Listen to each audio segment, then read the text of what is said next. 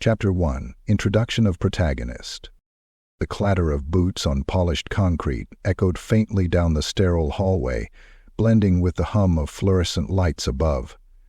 Sergeant Jacob Kane adjusted his rifle strap and squared his shoulders, forcing himself to breathe evenly. He hated field trip duty. At 39, Kane had seen more than his fair share of horrors. Combat zones soaked in blood, missions that had gone sideways, and SCP breaches that still visited him in his dreams. But nothing unnerved him more than the facade of normalcy the Foundation sometimes projected. Days like today, when they paraded curious junior researchers and wide-eyed interns through containment zones, felt like tempting fate. He glanced at the group trailing behind him. Half a dozen researchers, mostly fresh recruits with crisp lab coats and nervous energy, chatted quietly among themselves. Their faces held a mix of excitement and trepidation, as if they were touring a zoo rather than a facility holding the universe's nightmares. Kane adjusted his earpiece and keyed his radio. "Command, this is Sergeant Kane. Field trip party en route to Zone 4, ETA 5 minutes. A crackle, then a curt response. "Acknowledge, Sergeant. Maintain protocol." Protocol. Kane almost laughed. Protocol wouldn't save them if one of these rookies got too close to something they shouldn't. Still, orders were orders, and his job was to keep them safe, even from themselves. As they approached the security checkpoint, Kane slowed his pace and addressed the group without turning.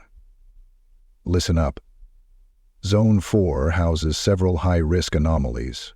You will follow my instructions to the letter. No wandering off, no touching anything, and for God's sake, no heroics. Got it?" The group mumbled their agreement, though one young researcher, a man barely out of his teens, muttered something under his breath. Kane shot him a hard look, and the kid clammed up immediately. "Good," Kane said, his voice flat. "Remember, this isn't a game. The things in here don't care about your degrees or your bright ideas. They'll kill you because that's what they're designed to do." The reinforced doors to SCP-53's containment area slid open with a low hiss. Kane led the group inside, his boots sinking slightly into the padded flooring designed to dampen sound. The room was larger than most containment chambers, with bright walls painted in soft pastel tones.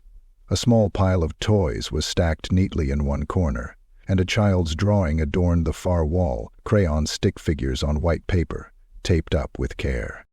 And there she was. SCP-53 sat cross-legged in the middle of the room, humming softly to herself as she colored in a picture book. She looked up briefly as the group entered, her wide blue eyes sparkling with innocent curiosity. For a moment, she seemed like any other 3-year-old girl. Kane didn't let himself be fooled. "This is SCP-053, Kane said, his voice steady but firm. "You've all read the file. Don't look directly into her eyes, and don't get too close. 10 minutes max in here, and then we move on." The group clustered near the observation window, whispering among themselves. One of the researchers, a woman with dark curls and a clipboard clutched tightly to her chest, ventured a question. "Sergeant Kane, is it true that anyone who touches her goes mad?" The woman said. Kane's jaw tightened. He didn't like talking about anomalies more than necessary. "It's true. And if you're thinking of testing that theory, don't. She might look harmless, but she's not." SCP-53's gaze drifted toward them, and Kane felt the hair on the back of his neck rise. She waved, her smile bright and sweet. The researchers hesitated, unsure of how to respond. Kane barked. "Ignore her. Keep your focus on your notes, or the walls. Anywhere but her." The tension in the room thickened. SCP-53 returned to her coloring, seemingly indifferent to their presence, but Kane could see the effect she was already having. One of the researchers shifted uncomfortably, his eyes darting toward the door. Another stared too long, his hand trembling as he gripped his pen. "Time's up," Kane announced sharply, glancing at his watch. "We're moving to the next site. Stay close." Eleanor reached for his arm to steady herself. As they exited the room, Kane caught one last glimpse of SCP-53. She was watching him now, her smile faint, but oddly knowing. He shook off the feeling and ushered the group back into the hallway.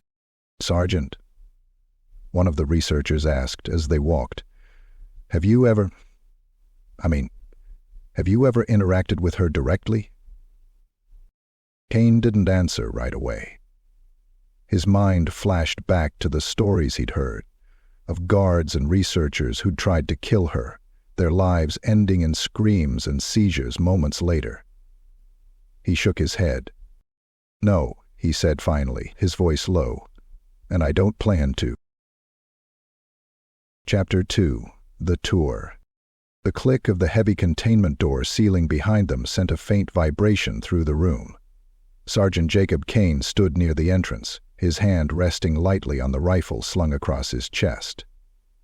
The room was deceptively warm and inviting, soft pastel walls, shelves lined with books and toys, and the faint scent of crayons lingering in the air. It was all wrong.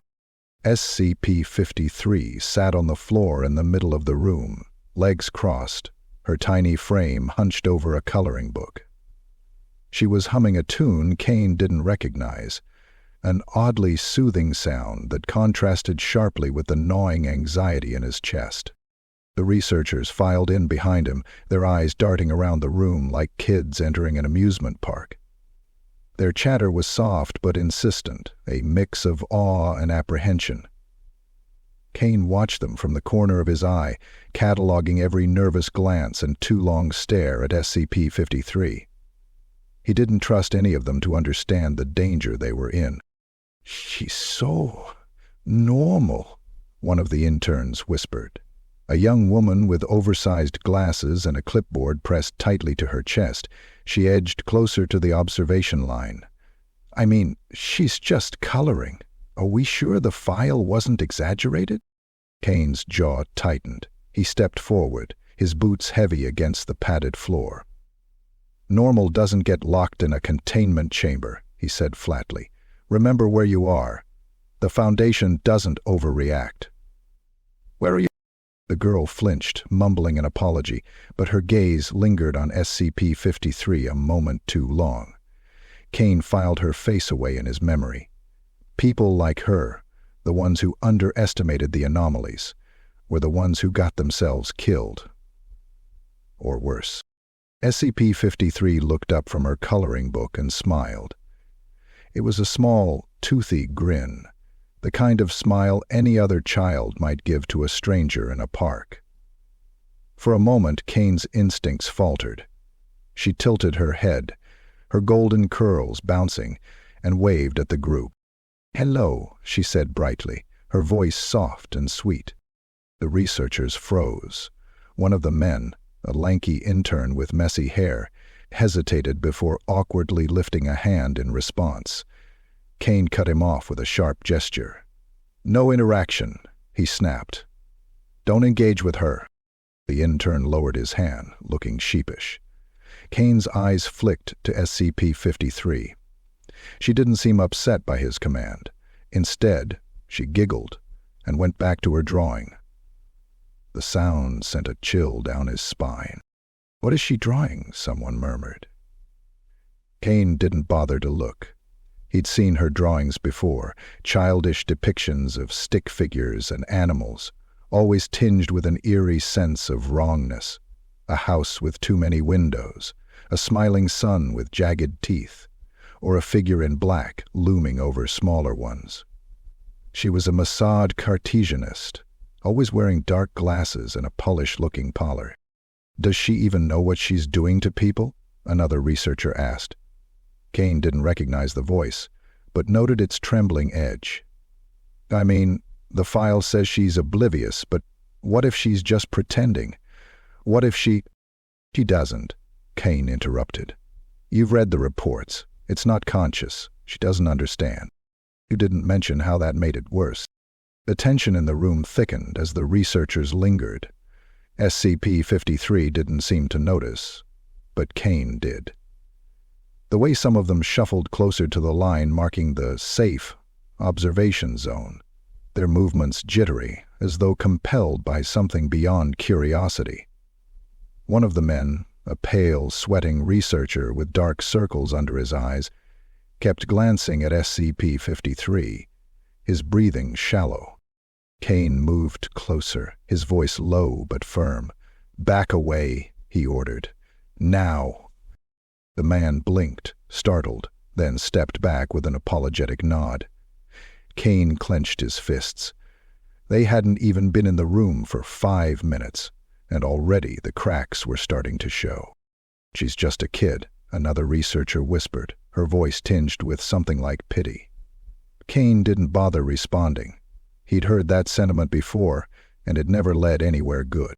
By the time Kane signaled the end of the visit, the atmosphere was palpable with unease. "Time's up," he announced, his tone brooking no argument. "We're moving on." The researchers shuffled out reluctantly, their murmured conversations trailing behind them. SCP-53 looked up as they left, her bright blue eyes locking briefly with Kane's. He felt a cold wave wash over him, but refused to let it show. Instead, he nodded to the 2 guards posted outside her room and stepped into the hallway. As the heavy doors sealed shut again, Kane turned to the group. "Remember what you saw in there," he said, his voice hard. "And remember why she's in that room." The researchers nodded, but Kane knew most of them wouldn't. They would rationalize what they'd seen, turn SCP-53 into an anomaly they could study, instead of a threat they should fear. Kane didn't have that luxury. To him, SCP-53 wasn't just a containment number. She was a nightmare wrapped in innocence, a walking contradiction that could destroy lives without lifting a finger. He pushed the thought aside and adjusted his rifle strap. The tour wasn't over yet, and the facility held far worse things than a little girl. At least, that's what Kane told himself as they moved to the next chamber. Yellow Blob spoke first. "Tunes. Tunnel. Net. Date. I Matun." Chapter 3. The Release. The facility hummed with the kind of energy that always made Kane's stomach tighten. The tour had been going as smoothly as anyone could expect in a place filled with nightmares. The researchers were sticking close, the containment systems were running fine, and SCP-53 was back in her room, drawing or humming or whatever it was she did when no one was watching. Kane exhaled, his grip on his rifle easing slightly. Maybe this field trip wouldn't be the disaster he had anticipated. Then the alarms went off. Blaring klaxon ripped through the halls, its shrill tone cutting through the air like a knife. Kane's training kicked in immediately. He motioned for the group to huddle together, barking orders as the lighting in the corridor shifted to an ominous red. "Stay put. Nobody moves unless I say so." His voice carried the weight of authority, though inside, his mind was already racing. The researchers froze, their earlier curiosity replaced with wide-eyed fear. One of them, the nervous guy Kane had been watching since they entered SCP-53's containment wing, started to panic. What's happening? Is it a breach? Are we—" "Shut up," Kane snapped. "I don't know yet, but keep quiet and follow my lead." He keyed his radio, his voice sharp. "Command, this is Sergeant Kane. Status report on that alarm." The response came after a tense pause, the operator's voice hurried and clipped. "Containment breach in Zone 7. SCP-682 has entered an agitated state. Partial lockdown in effect. All personnel to follow breach protocol." Kane swore under his breath. SCP-682, the indestructible lizard. A breach in its vicinity meant chaos was about to spread like wildfire. Even if the creature didn't fully escape, the panic alone would ripple through the facility. This wasn't Zone 7, they were in Zone 4, supposedly secure and far removed from the chaos. He turned to the group. "All right, listen up. We're staying here until the all-clear is given. Do not wander, do not touch anything, and—" His words cut off as the facility's systems faltered. The lights flickered, the heavy hum of machinery wavered, and then for one horrifying second, the power cut out entirely. Within seconds, he was back on Earth. When the emergency lights came back on, Kane immediately scanned the hallway. The researchers were accounted for, huddled together like frightened sheep. But something felt wrong. It took him a moment to realize what it was. The guards outside SCP-53's containment door were gone. Their posts were empty, their rifles abandoned on the ground. "No," Kane muttered, his stomach sinking. He moved quickly to the containment door, his boots slamming against the floor as his mind raced. The red emergency lighting illuminated the reinforced metal slab, but the small control panel next to it was dark, unresponsive. "King to command," he barked into his radio. "Containment failure in Zone 4. SCP-53's chamber is compromised. Requesting immediate relief." Activity on the 4th reached another high, another 14%. A crackle of static was his only response. He slammed his fist against the wall, his chest tightening. The comms were down. Behind him, one of the researchers spoke, her voice trembling. Sergeant, what does this mean? Is she—" Kane turned sharply. "It means you stay behind me, and you do not, under any circumstances, leave this hallway. Understood?" She nodded, tears welling in her eyes. The containment door was ajar, just a fraction, but enough to make Kane's pulse pound in his ears. His mind replayed every debrief he'd ever read about SCP-53. It wasn't just her presence that was dangerous. It was the ripple effect, the paranoia, the madness. And now she was out. He pushed the door open slowly, his rifle raised. The room was empty. The coloring books, the toys, even the crayon drawing on the wall. It all looked untouched. But the girl was gone. The researchers behind him began murmuring nervously. Kane turned and silenced them with a glare. "Keep it together," he growled. "She couldn't have gotten far." She pushed past Kane, who followed between them, his cold suit completely undoing his momentum. Kane turned and saw her. Kane stepped back into the corridor, his senses on high alert. SCP-53 wasn't like most anomalies. She wouldn't run or hide. She would just wander, oblivious to the chaos she left in her wake. He scanned the hallway and saw nothing out of place, but the silence was unnerving. Where were the guards? Where was the chaos that usually followed her? 1. Confidence that reaches stealthy into the heart of life. It often makes more than the river road. Then he heard it, a faint, cheerful hum drifting from somewhere down the corridor.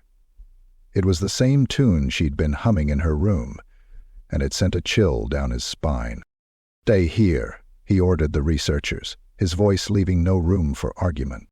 He moved toward the sound, each step feeling heavier than the last. The hum grew louder, more distinct, and then he saw her. SCP-53 was standing in the middle of the hallway, looking down at something in her tiny hands. A small stuffed rabbit, its ear chewed and frayed. She didn't seem to notice Kane at first, her focus entirely on her toy. "Kid," Kane said cautiously, his voice low, "you're not supposed to be out here." She looked up, her blue eyes wide and curious. For a moment she just stared at him, tilting her head slightly as if trying to understand his words. Then she smiled. "Hi," she said brightly, as if nothing was wrong. Kane didn't respond. His instincts screamed at him to look away, to break the connection before it was too late. But the damage was already done. From behind him, the sound of scuffling feet and a muffled cry made him turn. One of the researchers, a man Kane hadn't even noticed was missing, stumbled into view. His eyes were wild, his hands trembling as he reached for something at his belt. "No," Kane whispered, realization dawning. "What did he say?" Kane asked. The man pulled a scalpel from his coat pocket, his face contorted in rage. "She's lying," he spat. "She's not a kid. She's a monster." This Rollbergen thing had finally gotten her attention. Before Kane could react, the man lunged toward SCP-053. And just as quickly he crumpled to the ground, clutching his chest as his face twisted in agony. His screams echoed briefly, then cut off as his body went limp. SCP-053 stared down at him, unbothered. She tilted her head again, her small hand gripping the stuffed rabbit tighter. Kane's hands tightened around his rifle. The breach was no longer just about containment. It was about survival. Chapter 4. First Signs of Madness. The sound of footsteps echoed unnervingly in the corridor as Sergeant Kane led the researchers back toward the temporary lockdown zone. His grip on his rifle tightened with each step. The incident with the fallen guard and the scalpel-wielding researcher played on repeat in his mind.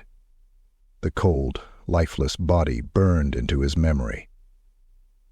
SCP-053 was back in sight, now trailing a few steps behind the group, her small hands clutching a frayed, stuffed rabbit. She hummed softly, her voice carrying a haunting innocence that set Kane's teeth on edge. He wanted to get her contained again, back in her room, where she couldn't cause any more chaos. But every instinct told him the situation was unraveling faster than he could control. The researchers, already shaken, walked in silence. Kane kept a careful eye on all of them, especially the younger ones, who seemed to glance over their shoulders more than they should. It wasn't just fear he saw in their eyes. It was something else, something darker. Then it happened. "Stop looking at me," one of the junior researchers, a lanky man with messy hair, snapped suddenly, spinning toward a colleague beside him. His voice was sharp, his expression twisted with anger. The other researcher, a woman with glasses, took a step back, startled. I wasn't." "Yes, you were," he barked, his breathing rapid. "I saw you.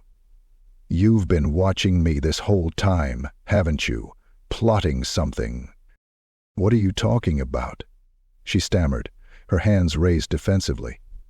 "I don't even know your name." Kane stepped forward, placing himself between the two.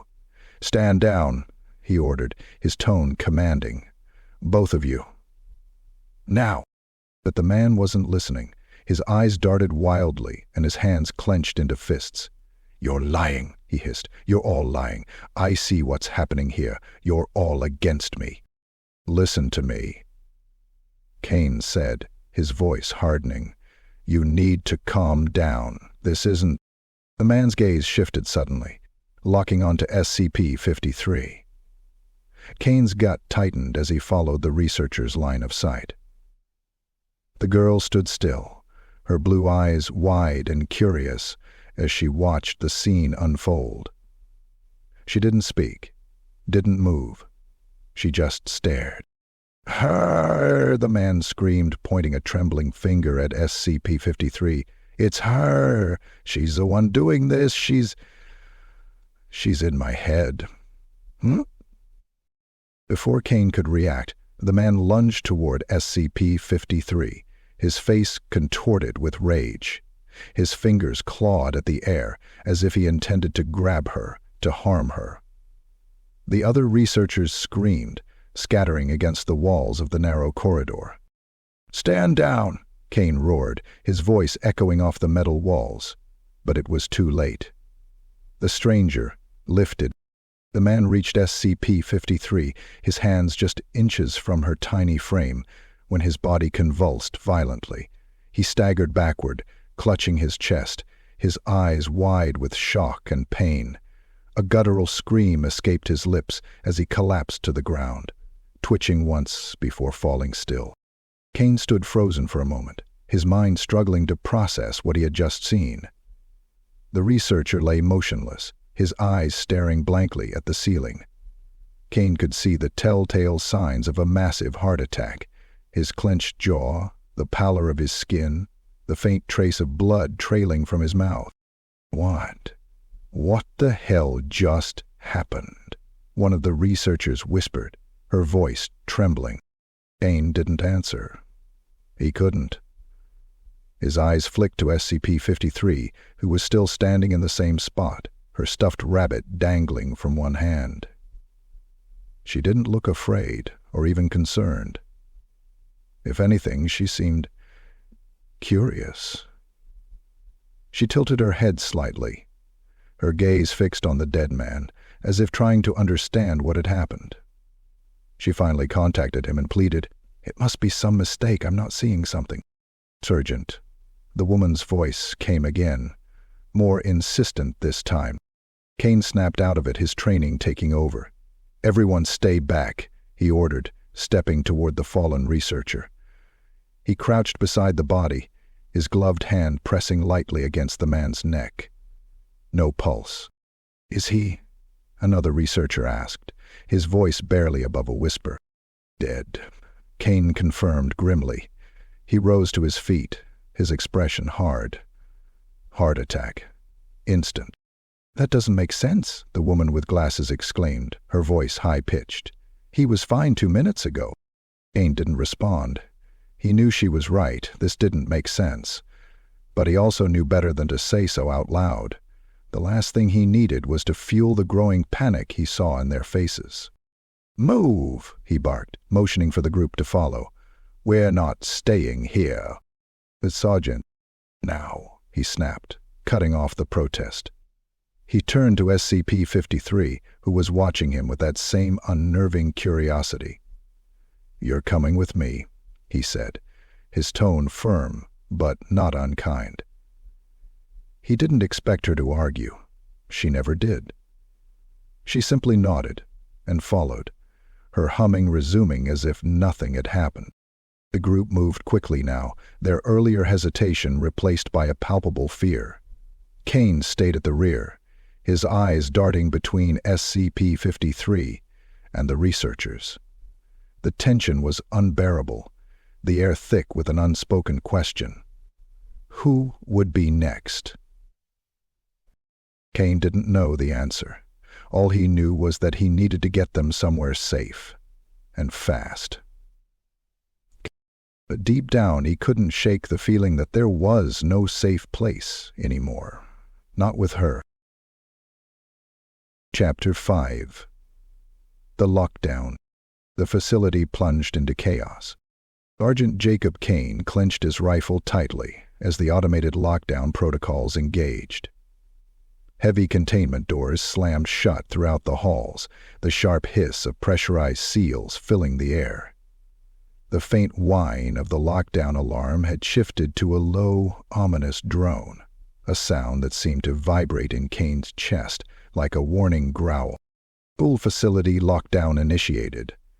All personnel remain at your stations until further notice.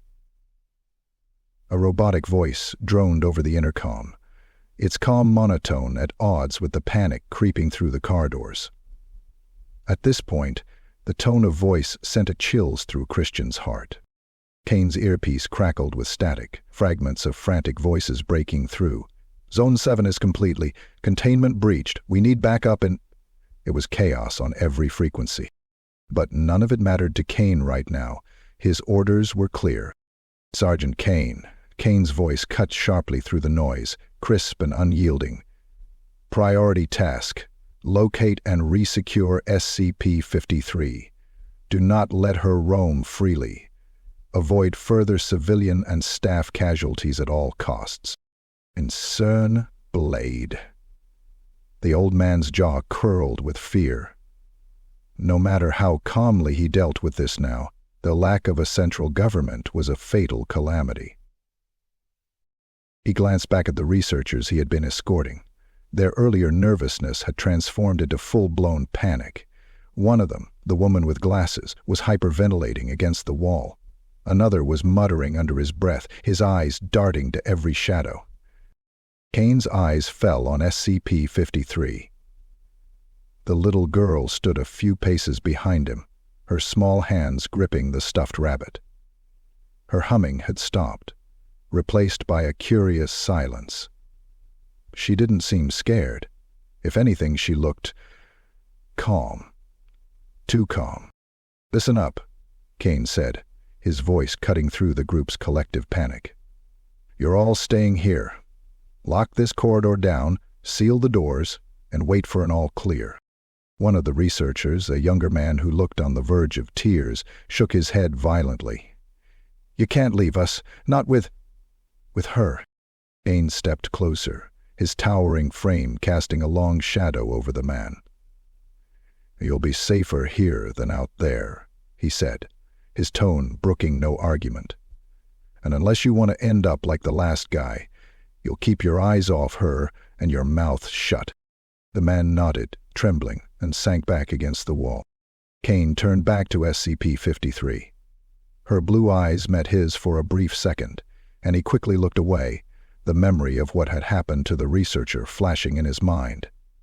"You're coming with me," he said, his tone clipped. "Let's go." She followed without protest, her small footsteps echoing behind him as he moved into the maze of corridors. The halls were eerily empty at first, the silence broken only by the occasional burst of static from Kane's radio. But as they moved deeper into the facility, the signs of chaos became evident. Blood smeared the walls in places, and overturned carts and shattered glass littered the floor. Kane's boots crunched against the debris as he kept SCP-053 close behind him. He paused at a junction, his instincts prickling. The air felt wrong, too heavy, too charged. He swung his rifle around, scanning the shadows. Then he heard it. Faint, shuffling footsteps, echoing from the corridor to his left. "Stay here," Kane murmured to SCP-053, motioning for her to remain behind him. She nodded, hugging her rabbit tightly. Kane moved forward cautiously, his rifle raised. The footsteps grew louder, accompanied by low, guttural murmurs. As he rounded the corner, he froze. A group of facility staff stood huddled together, their bodies rigid and their eyes glazed with paranoia. Their movements were jerky, unnatural, as if puppets on invisible strings. One of them, a man in a blood-stained lab coat, was gripping a makeshift weapon, a jagged shard of glass. His eyes locked onto Kane, and his face twisted into a snarl. "Stay away," the man shrieked, his voice raw and feral. "You're one of them. I know you are." Kane's finger hovered over the trigger, his voice steady. "Stand down. I'm not here to hurt you." The man let out a bitter laugh, the sound laced with madness. "Liar. You're all liars. She sent you, didn't she? A little monster."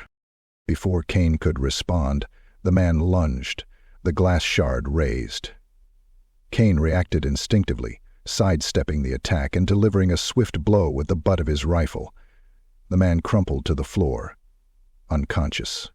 The rest of the group scattered, their terrified murmurs fading as they disappeared down the corridor.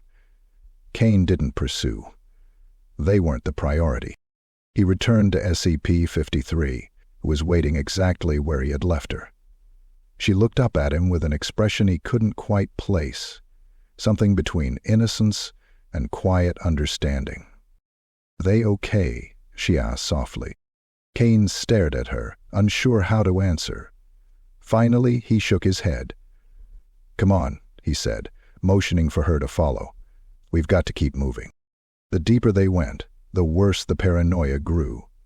Kane could feel it, creeping along the edges of his mind like a cold mist, the way every sound seemed louder, every shadow darker, the way his thoughts began to turn against him, whispering doubts and fears he thought he'd buried long ago. He clenched his fists, forcing the thoughts aside. He couldn't afford to lose focus, not now. But as they neared the containment wing, he couldn't shake the feeling that he was being watched, that somewhere, just out of sight, something was waiting. And with SCP-053 at his side, he wasn't sure if the real threat was ahead of him or walking quietly behind. Chapter 6. The babysitter is introduced. Sergeant Jacob Kane leaned against the reinforced wall of the temporary containment area, the cold metal pressing into his shoulder. His rifle hung at his side, and his eyes stayed fixed on the small makeshift holding room where SCP-053 sat cross-legged on the floor, clutching her stuffed rabbit. She was humming again, a soft, almost cheerful tune that seemed utterly incongruous with the chaos outside. The door behind him hissed open, and he turned, his body tense. 2 guards stepped in, escorting a man in an orange D-class jumpsuit. The man's face was sharp, his eyes bright and oddly confident. He had the swagger of someone who thought he had figured out a system nobody else could crack. "Is this a joke?" Kane asked, his voice low and cold. "You brought him?" Harris managed to smile. "Jason McAllister," the man said, grinning as he extended a hand toward Kane. Kane didn't move, letting the silence hang heavy between them until Jason dropped his hand with a shrug. "Guess you're not the friendly type." He shrugged. "I'm the survival type," Kane shot back, crossing his arms. "You've read her file?" Sure, Jason said breezily. "Little girl. People lose their marbles around her, they freak out, and boom, heart attack. I get it." Kane stared at him, incredulous. "You get it? That's the understatement of the year." Jason smirked. "Relax. I've got away with kids. She's just scared, right? Scared and lonely. She needs someone who doesn't treat her like a ticking time bomb." Kane's jaw tightened. This wasn't a field trip or a daycare. It was a containment mission, and Jason's cavalier attitude was grating on every nerve he had left. "Listen to me," Kane said, stepping closer, his voice low and sharp. "She's not a kid. She looks like one, but what's inside her, whatever the hell it is, doesn't care about you or your way with kids. You get that?" Jason met Kane's glare with a grin that didn't quite reach his eyes. "Sure, Sarge, but let's face it, you need me. You want her calm, don't you? No tantrums, no freakouts. That's why I'm here." Kane held his gaze for a moment longer, then turned to the guards. "If he starts to lose it, you pull him out. I don't care if it's been 2 minutes or 2 seconds." The guards nodded. Jason clapped his hands together. Kane stood just outside the observation window, his arms crossed as he watched Jason step into the holding room. SCP-053 looked up as the door closed behind him, her big blue eyes curious but not alarmed. "Hey there," Jason said, crouching a few feet away from her. He stayed low, his movements slow and deliberate, like he was approaching a stray cat. "You must be, 53? That's what they call you, huh?" She didn't respond immediately, her gaze drifting from Jason's face to the stuffed rabbit in her hands. "I'm coloring," she said finally, holding up a crayon and a sheet of paper. The picture was messy but bright. Stick figures standing in what looked like a park, surrounded by trees, and a sun with jagged rays. The man took the picture and sped it carefully. Jason smiled. "That's nice. You're really good at that. I bet you've had a lot of practice, huh?" SCP-053 nodded, her golden curls bouncing. "I like colors." "Me too," Jason said, settling into a cross-legged position on the floor. "What's your favorite?" She tilted her head, thinking. "Blue." "Well, Alana," Neil concluded, "we're going to have a skirmish with the Lord." Alana sighed and flung herself onto the bed, her back to the wall. "Good choice," Jason said, his voice warm. "Mine's green. You got any green crayons in there?" She dug through her box, pulling out a worn green crayon and holding it up triumphantly. Jason chuckled. "Perfect. You mind if I draw with you?" Kane watched the scene unfold, his gut twisting. It was disarming, how normal it all looked. Just a man and a child coloring together. But he couldn't shake the tension coiled in his chest, the certainty that this momentary calm was a fragile illusion. "See," Jason said, glancing toward the observation window as he added a tree to SCP-53's picture. "Told you I was good with kids." Kane's cab now focused on the topic at hand, and didn't respond, his eyes never leaving Jason. The man seemed fine for now. Too fine, like he was trying to prove a point. But Kane knew better than to trust appearances. He'd seen too many people crumble under the weight of SCP-53's influence. "How long has he been in there?" Kane asked one of the guards. "All minutes," the guard replied. "Pull him at 10, Kane said firmly. "No exceptions." Inside the room, Jason seemed to be hitting his stride. SCP-53 giggled as he made exaggerated faces, pretending to struggle with his drawing. For a moment, Kane almost let himself believe it was working. Maybe Jason really could keep her calm, give the rest of the team enough time to figure out how to re-secure her containment. But then it started. Jason's hand froze mid-draw, the crayon snapping between his fingers. His shoulders tensed, and his breathing became uneven. SCP-53 didn't seem to notice at first, still focused on her coloring. "You okay in there?" Kane barked into the intercom, his voice sharp. Jason's head jerked up, his eyes darting around the room like a trapped animal. I'm fine," he said, though his voice was strained. "Just got a cramp or something." Kane knew better. "Gods, get ready to pull him out." Jason turned back to SCP-53, his movements jerky now. His grin was still there, but it looked wrong, too wide, too forced. "You're a tricky little thing, ain't you?" he said, his voice tight. SCP-53 looked up at him, her expression confused. "I'm not tricky. I'm just coloring." Jason let out a brittle laugh. "Yeah, sure you are." "Pull him out," Kane ordered.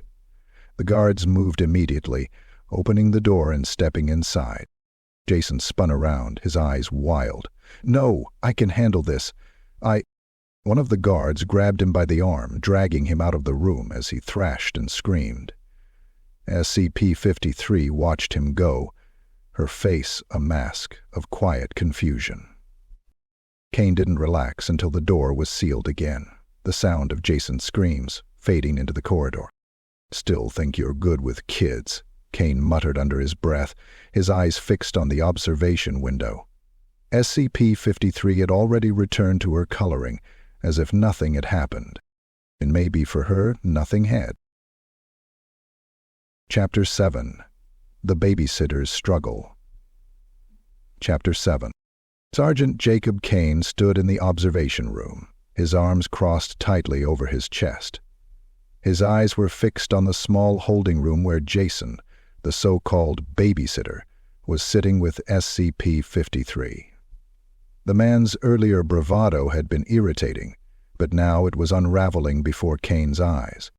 The room was eerily quiet, except for the occasional hum of SCP-53's soft tune.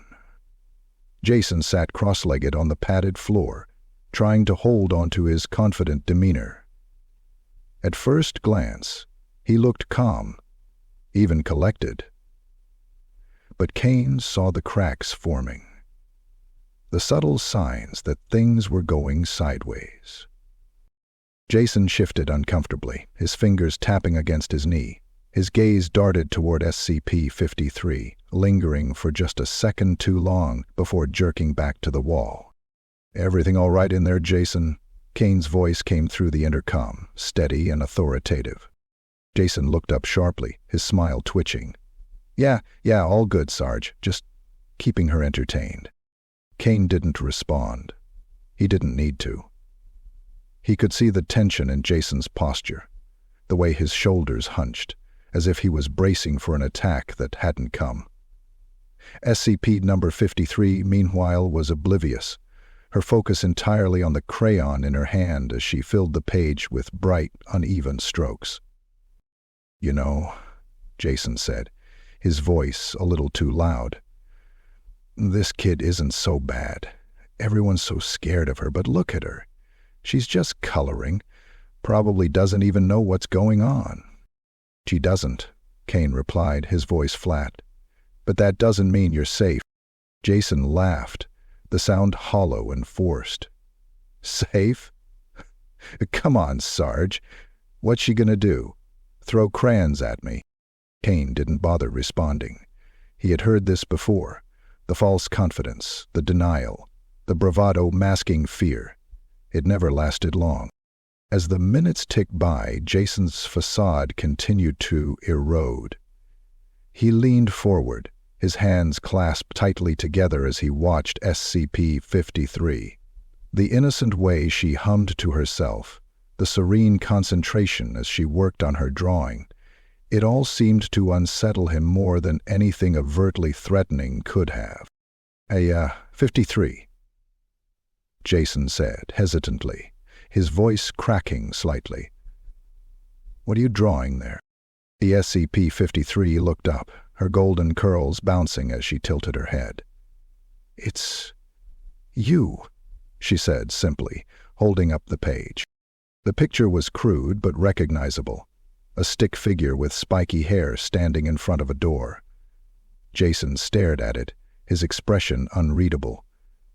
Then his eyes flicked to the window where Kane stood watching. "That was cute," Jason said, his voice strained. "Real cute." Kane narrowed his eyes, his instincts prickling. Jason's breathing was uneven now, shallow and rapid. His hand twitched, clenching and unclenching, as if struggling to maintain control. "Pull him out," Kane said quietly to the guards standing by the door. "Sir?" one of them asked, hesitating. "Do it," Kane barked. "Now." Kisha. Before the guards could move, Jason spoke again, his voice louder and tinged with a sharp edge. "Why do you keep staring at me?" SCP-053 blinked, her expression confused. "I'm not staring." "Yes, you are," Jason snapped, his voice rising. "You've been watching me this whole time. What do you want from me?" "Why, Mo?" Kane's grip on his rifle tightened as he watched the scene unfold. He keyed the intercom. "Jason, back away! Now!" Jason didn't respond. He was on his feet now, pacing the room in short, agitated bursts. His hands were trembling, his fingers curling into fists. "I knew it," he muttered, his voice barely audible through the observation window. "I knew this was a setup. They sent me in here to fail. To die." SCP-053 watched him with wide eyes, her expression still innocent.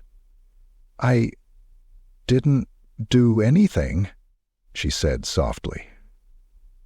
The CP-53 said, "Shut up," Jason shouted, spinning toward her. "You're lying. You've been in my head this whole time, haven't you? Whispering things, making me see things that aren't there." "Guards," Kane ordered, his voice sharp and unyielding. "Get him out of there, now." Griffith still crouched behind the tree. The door hissed open, and the guards stepped in. Jason turned on them, his face a mask of fury. "Stay back. I'm not going anywhere until I get some answers." The guards didn't hesitate. They moved quickly, grabbing Jason by the arms and dragging him toward the door. He thrashed and screamed, his voice echoing off the padded walls. "You're all in on it," he bellowed, his eyes wild. "She's not a kid, she's a monster." As the door sealed shut, SCP-53 sat quietly on the floor, her stuffed rabbit clutched to her chest. She looked up at the observation window, her gaze meeting Kane's for a brief, chilling moment. Kane exhaled slowly, his mind racing. Jason's paranoia had been inevitable, but seeing it unfold firsthand had left a bitter taste in his mouth. He turned to the guards. "Quarantine him. Full evaluation. I want to know how far gone he is." The guards nodded and escorted Jason down the hall, his screams fading into the distance. Kane stayed by the observation window for a long time, watching SCP-53 as she returned to her drawing. The hum of her tune filled the room again, soft and haunting. She looked so innocent, so normal, but Kane knew better. This wasn't over, not by a long shot. Chapter 8. Jason Turns. Sergeant Jacob Kane could hear Jason's muffled shouting long before he saw him. The man's voice echoed down the stark metal corridors, growing louder with every step. Kane's boots hit the ground hard as he hurried toward the quarantine room where Jason had been placed. The guards flanking him exchanged uneasy glances, their hands hovering near their sidearms. They hadn't hovered before Jason's body, and he already knew where he went when he saw Jason's body crawling toward him. "This guy was supposed to help," one of them muttered under his breath. "Keep quiet," Kane snapped. His focus was razor-sharp, his grip tightening around his rifle as they approached the door. The scene inside the room was chaotic. Jason was pacing in frantic circles, his orange jumpsuit disheveled, his hands twitching at his sides. His face was a mask of anger and fear, his eyes wild and bloodshot. He looked up as Kane and the guards entered, his gaze narrowing. "You," Jason spat, pointing a trembling finger at Kane. "You set me up." Kane's jaw tightened. He kept his voice calm but firm. "Jason, you're not thinking clearly. Sit down and take a breath." "Don't patronize me," Jason snarled, his voice cracking. "I know what's going on here. That little girl, she's in my head. She's everywhere. I close my eyes and I see her. I hear her. I can't get her out." "She's contained," Kane said, though he didn't entirely believe it. "She's not doing anything to you. It's your mind playing tricks." Jason let out a bitter laugh, the sound hollow and chilling. "You don't get it, do you? None of you do. She's not human. She's not even alive. She's something else. Something wrong." Kane motioned for the guards to stay back. He stepped forward cautiously, keeping his rifle slung and his tone steady. "Jason, listen to me. You've been exposed to something you don't understand. Let us help you." Jason's body stiffened. For a moment it looked like he might listen. But then his expression darkened, his lips curling into a sneer. "Help me? You want to help me? You think locking me in here with my own thoughts is helping? How stupid." The spike turned him off, and he fell into a serene slumber. Before Kane could respond, Jason surged forward, shoving past the guards with surprising speed. He bolted down the hallway, his footsteps echoing off the metal walls. "Damn it," Kane barked, taking off after him. "Lock down this wing, now." "Gwen." The guard sprang into action, but Jason was fast, his desperation propelling him forward. Kane chased him through the labyrinthine corridors, his pulse pounding in his ears. He already knew where Jason was going. Kane touched Cahal's hat to let them know he was coming. His terrible light glowed. SCP-53. Kane rounded a corner just in time to see Jason slam his fists against the reinforced door of SCP-53's holding room. His shouts were incoherent now, a frenzied mix of rage and terror. Somehow, the security override triggered, and the door hissed open. "Jason, don't!" Kane shouted, but the man was already inside. SCP-53 was sitting on the floor, as she always did, her stuffed rabbit clutched in one hand and a crayon in the other. She looked up as Jason burst into the room, her expression calm but curious. "You think you can fool me?" Jason yelled, advancing on her with shaking hands. "You think you can sit there, all sweet and innocent, while you rip people apart inside?" "Stop," Kane growled from the doorway, his rifle trained on Jason. "Step back, now." Jason ignored him. He was trembling violently now, his breaths coming in ragged gasps. SCP-53 tilted her head, her blue eyes wide and unblinking. Finally, she shook her head. "I see you," Jason hissed, his voice dropping to a chilling whisper. "I see you for what you are." "Jason!" Kane shouted, taking a step into the room. "Don't touch her!" But it was too late. Jason lunged, his hands reaching out to grab SCP-53. For a split second, his fingers brushed her arm. Then it happened. Jason's body jerked violently, his back arching as if he'd been struck by lightning. A guttural scream tore from his throat, raw and animalistic, before cutting off abruptly. He staggered backward, his eyes rolling into the back of his head as he clutched his chest. His knees buckled, and he collapsed to the floor, twitching uncontrollably. Kane moved instinctively, pulling SCP-53 away from the convulsing man. She didn't resist. Her expression remained eerily serene, as though none of it bothered her. When Kane moved away from her, she continued riding. She hadn't seen SCP-53. Jason's spasms slowed, his body going limp. Blood trickled from the corner of his mouth as his head lolled to the side, his eyes glassy and lifeless. It was over in seconds. Kane crouched over Jason's body, checking for a pulse he already knew wasn't there. He let out a heavy breath, his jaw clenched tightly. Jason was gone. Another casualty of SCP-53's inexplicable curse. He turned to the girl who was watching him quietly, her rabbit dangling from her hand. "Why?" Kane muttered, more to himself than to her.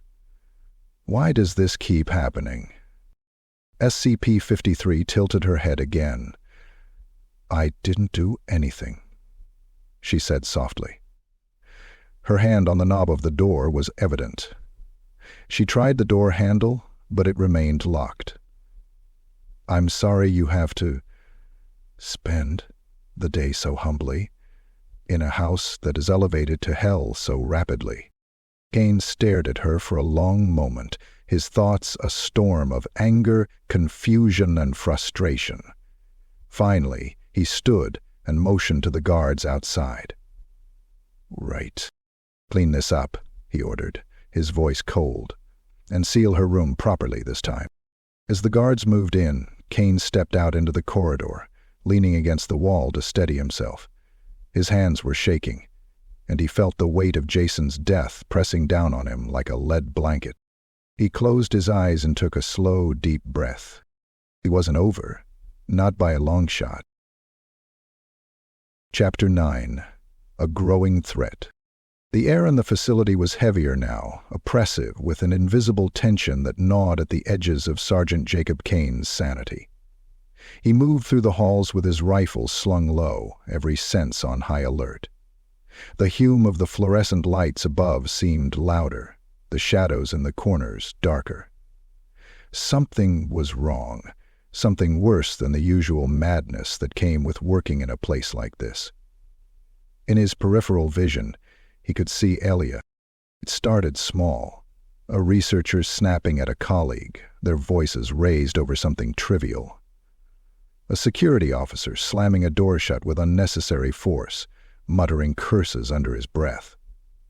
These things happened, sure, but not like this, not so widespread, not so infectious. Kane's gut told him the source was SCP-53. "Stay focused," he muttered to himself, his voice low as he keyed his radio. "Command, this is Kane. I need an update on containment stability in zones 3 through 5.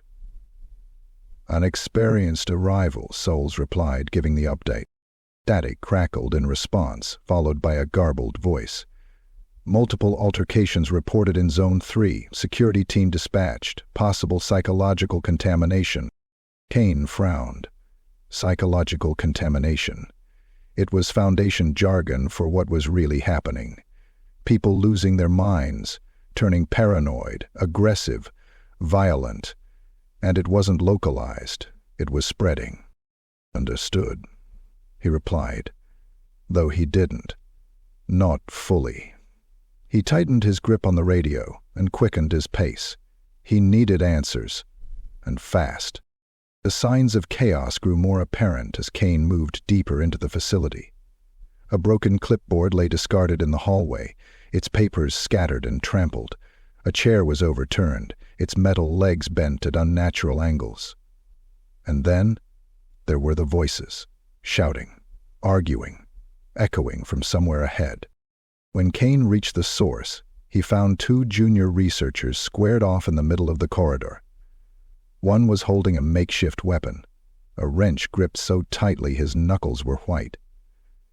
The other was shouting, his face twisted with fury. "You think I don't know what you're up to?" the man with the wrench spat. "You've been watching me, plotting against me." The other researcher raised his hands defensively, his voice trembling.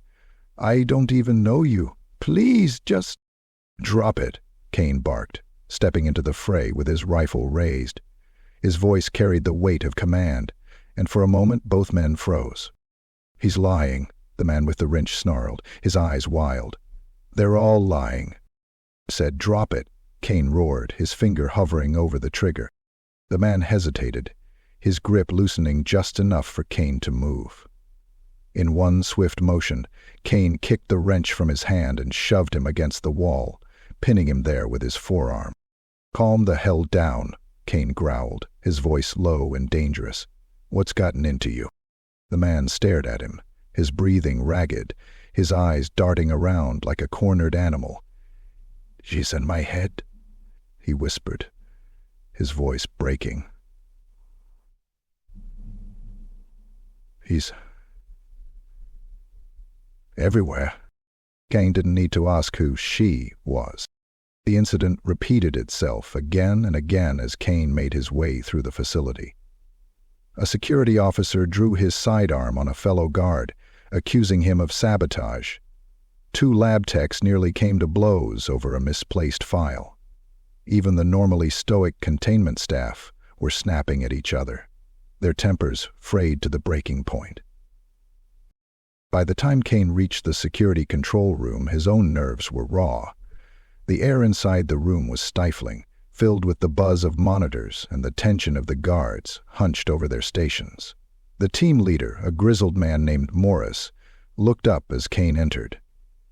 "My point, Sergeant," Morris said, his tone clipped. "You're seeing this too, aren't you?" Kane nodded grimly. "It's spreading. Faster than it should. Bad behavior for a leader." Morris gestured to the monitors, which displayed live feeds from across the facility. The chaos was everywhere, staff shouting, shoving, throwing things. And in the middle of it all, SCP-53. "She hasn't even left her room," Morris muttered, rubbing a hand over his face. "How the hell is she doing this?" Kane didn't answer. He didn't have an answer. But as he watched the feed, he noticed something chilling. SCP-53 wasn't interacting with anyone directly. She was sitting quietly, drawing, or playing with her toys. And yet, everyone who passed her room lingered for just a moment too long. A glance, a second of hesitation, and then they moved on, their behavior subtly different. "It's not just proximity," Kane said finally, his voice low. "It's ambient, like her aura's expanding." Morris turned to him, his face pale. "If that's true, then we're all screwed." The facility was unraveling faster than Kane could keep up. Every attempt to de-escalate a situation seemed to backfire, the paranoia feeding on itself like a wildfire. The guards were growing more distrustful, the researchers more erratic. Even Kane felt it, the creeping edge of doubt, the whispers of unease in the back of his mind. But he couldn't afford to lose focus, not now. He stood in the corridor outside SCP-53's room, staring through the observation window. She looked up at him, her blue eyes wide and innocent, and for a moment he thought he saw a flicker of something dark, something ancient, behind that childlike gaze. And then it was gone. "Whatever you are," Kane muttered under his breath, "this ends here." But deep down, he wasn't sure if it could. Chapter 10. An Emotional Conflict. Sergeant Jacob Kane stood just outside the observation window, his shoulders tense and his rifle slung tightly across his chest. Inside the room, SCP-53 sat cross-legged on the floor, coloring in one of the many books that had been scattered around her makeshift containment. Her golden curls bounced as she worked, her small hands clutching a crayon with the careless precision only a child could manage. She looked so harmless. Kane knew better. He had seen what she could do, what she did, without ever lifting a finger. And yet, as he stood there watching her, he felt a strange pull, a nagging voice in the back of his mind that whispered, "She's just a kid." He shoved the thought aside, focusing instead on the task at hand. The facility was falling apart, and SCP-33 was the epicenter of the chaos. He needed to keep his head clear, his priorities straight. But when she glanced up and spotted him through the glass, everything shifted. Her face lit up in a bright smile, and she waved. "Hi." He didn't hesitate. Kane blinked, caught off guard. He didn't wave back, but his hand twitched, the reflexive instinct to respond nearly betraying him. He reminded himself to look away, to avoid direct eye contact, but her gaze wasn't dangerous now, just curious, innocent. The door hissed open behind him, and Kane turned to see Dr. Eliza Monroe, one of the senior researchers, approaching. She held a clipboard in one hand and looked as exhausted as Kane felt. "She likes you," Monroe said, her tone neutral. "She likes everyone," Kane replied flatly, turning back to the window. "No," Monroe said, stepping closer. "Not like this. She hasn't smiled like that for anyone else since the breach." Kane frowned, unsure how to respond. Monroe's words made him uneasy, though he wasn't sure why. Inside the room, SCP-53 had set her crayons aside and was now watching them with rapt attention. She rose to her feet, clutching her stuffed rabbit as she moved toward the glass. Kane tensed as she pressed her small hands against the window, her face close to the transparent barrier. "Are you going to come in?" she asked, her voice muffled but clear enough to send a chill down Kane's spine. He turned his head from the window. "Not today, kid," he muttered under his breath. "It's true." Monroe observed him quietly, then sighed. "You're spending too much time around her," she said. "You should step back. Let someone else handle this." "No one else can handle this," Kane replied sharply. "Not with what's happening out there." "And you think you're immune?" Monroe asked, her voice soft but pointed. "We're all human, Kane. You're not an exception." Kane didn't answer. He turned and stepped through the containment door before she could argue further, leaving her standing alone in the hallway. The room felt warmer than it should have. The pastel walls and soft lighting at odds with the tension coiled in Kane's chest. SCP-53 looked up at him with a wide smile, her blue eyes sparkling. "You came in," she said brightly. "Just for a minute," Kane replied, his voice gruff. He stayed near the door, his stance rigid. She tilted her head, clutching her rabbit closer. "Why do you always look so angry?" "I'm not angry," Kane said, though his tone suggested otherwise. "Yes, you are," she insisted, taking a small step closer. "You're always like this, all tight and mad and tired." Kane blinked, surprised by her observation. He didn't respond, unsure of what to say. Instead, he watched as she sat down on the floor, gesturing for him to join her. "I'm good where I am," he said.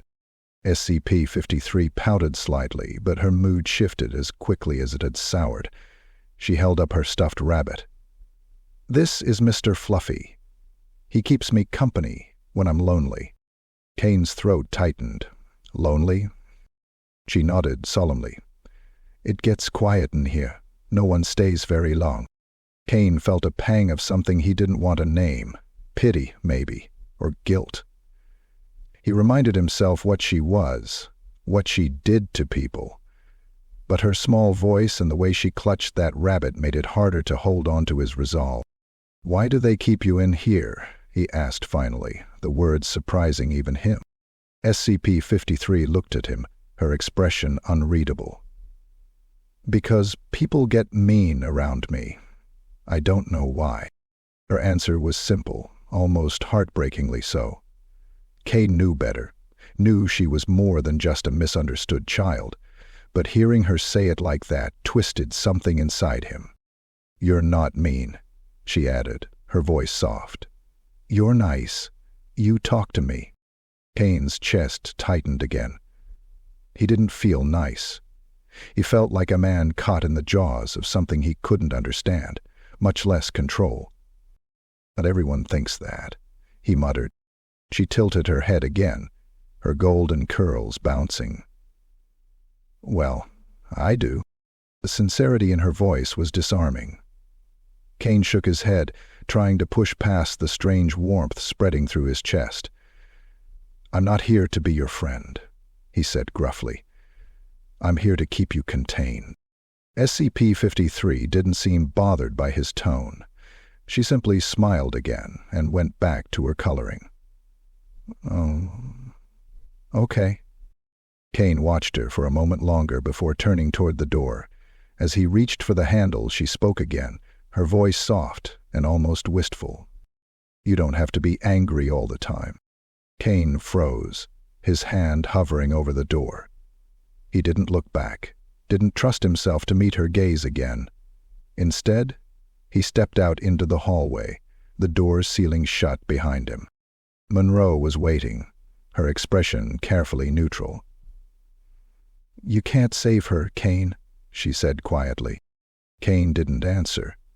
He just walked past her, the weight of SCP-53's words following him like a shadow. Chapter 11. The Disappearance. The day started like any other in the chaos-riddled facility. Sergeant Jacob Kane stood by the observation window of SCP-53's containment room, his arms crossed, and his gaze fixed on the small, pastel-walled space beyond the reinforced glass. She was there, as always, sitting cross-legged on the floor with her stuffed rabbit, scribbling in one of her endless coloring books. Everything seemed normal. Kane's instincts prickled as he turned to the guard stationed beside him. "Keep an eye on the monitors. I'll be back in 10. The guard nodded and Kane strode away, his boots echoing faintly against the metal floor. The air felt heavier than usual, like the facility itself was holding its breath. He didn't like it. 10 minutes later, Kane returned to find chaos waiting for him. The guard he had left behind was standing in front of an empty observation window, his face pale and drenched in sweat. "Sergeant?" he stammered, his voice barely above a whisper. "It's gone." Kane's stomach dropped. He stepped forward, his heart pounding in his chest, and stared through the glass. There was nothing. Where SCP-53's containment room had been, there was now only a blank, featureless wall. No pastel paint, no toys, no furniture, just smooth, cold metal. It was as if the room had never existed. "What the hell happened?" Kane barked, spinning to face the guard. "Where is she?" The guard shook his head, his hands trembling. "I don't know, sir. I was watching the feed, and then everything flickered. When the cameras came back on, the room was gone." Kane's radio crackled to life, interrupting him. "Zone 4 to command. We have an anomaly escalation. SCP-53 is unaccounted for. Repeat, SCP-53 is unaccounted for." Sustained after. Kane swore under his breath and keyed his mic. "Kane here. I'm on it. Send a lockdown command for all non-essential personnel. Keep her out of populated areas." "Copy that," the operator replied. As Kane moved deeper into the facility, his rifle at the ready, the panic began to spread. Staff were milling about in confusion, their whispers laced with fear. The disappearance of SCP-53's containment room had sent a ripple through the facility, and it was quickly turning into a tidal wave. "She can't just vanish," a junior researcher muttered as Kane passed. "Containment rooms don't just disappear." "They do now," another replied, their voice shaking. "Enough," Kane barked, silencing the group. "Get back to your stations and wait for further instructions. Now." The two men stared at Kane without speaking. They scattered, but the tension lingered, a palpable weight pressing down on the air. Kane pushed forward, his mind racing. He didn't believe in coincidences, and this was no accident. The first sighting came 20 minutes later. The guard's frantic voice buzzed through Kane's radio. "SCP-543 spotted near the medical wing. She's just walking." "Do not engage," Kane ordered. "Keep her in sight and call for backup." Blanche shrugged. He double-timed it toward the medical wing, his boots pounding against the floor. As he rounded a corner, he spotted her. SCP-53 was strolling down the hallway as if she had all the time in the world. Her stuffed rabbit dangled from one hand, and she was humming softly, her golden curls bouncing with each step. She looked completely unbothered, as if the chaos swirling around her didn't exist. "Kid," Kane called out, his voice steady despite the growing unease gnawing at his chest. "What are you doing out here?" She stopped and turned to him, her blue eyes wide and innocent. "My room disappeared," she said simply. "I didn't know where to go." Kane's throat tightened. He lowered his rifle slightly, keeping his distance. "All right," he said carefully. "Let's get you somewhere safe." She nodded, but before Kane could approach, a scream echoed from behind him. He turned to see two researchers shouting at each other, their faces twisted with rage. "You're one of them," one of them screamed, lunging at the other with a scalpel. Kane fired a warning shot into the ceiling. "Stand down," he roared, his voice cutting through the chaos. The aggressor froze, his hands trembling, before dropping the scalpel and collapsing to his knees. His sobs echoed down the hall as the other researchers scrambled away, their own panic barely contained. Dr. Bryant slowly sorted through the sadness he'd felt when he didn't kill Kendang. When Kane turned back, SCP-53 was watching the scene with quiet curiosity. "Why are they so mad?" she asked, tilting her head. Kane didn't answer. He didn't have an answer. Instead, he motioned for her to follow. "Come on. We need to move." She fell into step beside him, her small footsteps echoing alongside his. Despite everything he knew about her, everything he had seen, Kane couldn't shake the strange protectiveness that gripped him. She was dangerous, yes, but she was also vulnerable in a way that gnawed at the edges of his resolve. As they walked, the tension in the air grew heavier. Kane's radio buzzed with more reports, altercations, breakdowns, staff turning on each other without warning. The paranoia was spreading like wildfire, and Kane knew the center of it all was walking right beside him. Kane walked faster under the tapestry, Kane's presence obliterating the center of the wall of distraction. When they reached a secured junction, Kane knelt to her level, his voice low and urgent. "Listen to me, kid. I don't know how your room vanished, but we're going to figure this out. You just need to stick close to me, all right?" SCP-53 nodded solemnly, clutching her rabbit tighter. "Okay." Kane stood, his mind racing. The facility was on the brink of collapse, and the girl beside him was both the cause and the key to containing it. He didn't know how much longer he could keep things from spiraling completely out of control. But one thing was clear. The nightmare wasn't over. It was just beginning. Chapter 12. Hallway of Madness. The hallway stretched endlessly ahead, a bleak and claustrophobic tunnel of cold metal walls and flickering fluorescent lights. Sergeant Jacob Kane adjusted his grip on his rifle, his team of 4 soldiers following close behind. Their footsteps echoed hollowly, mingling with the distant hum of machinery and the occasional distant scream. The air was heavy, oppressive, charged with something Kane couldn't name. The facility felt alive now, as if it were watching them, waiting for a moment of weakness. "Sarge, you sure she went this way?" Corporal Reeves asked, his voice tight with unease.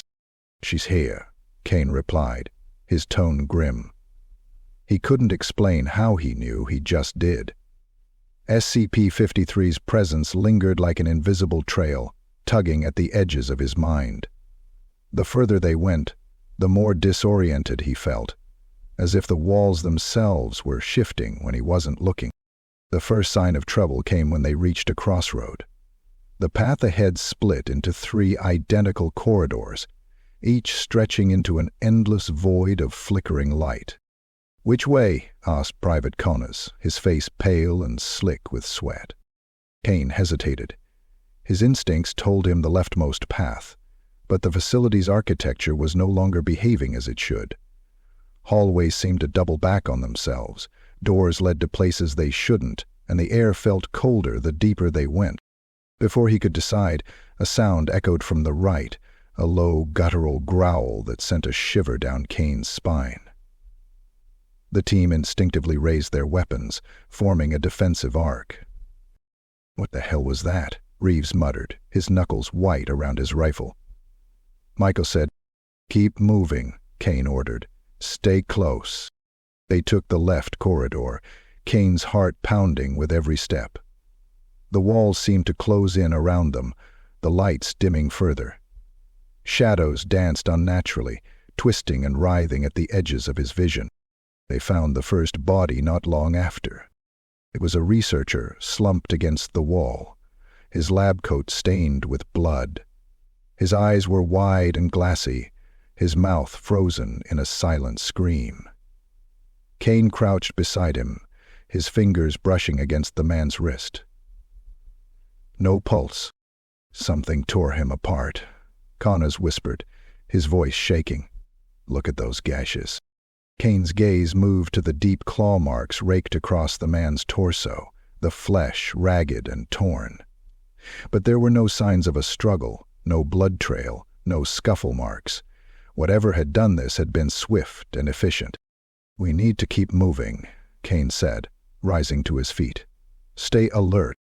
As they pressed on, the facility itself seemed to turn against them. Doors that should have led to storage rooms opened into yawning chasms of darkness.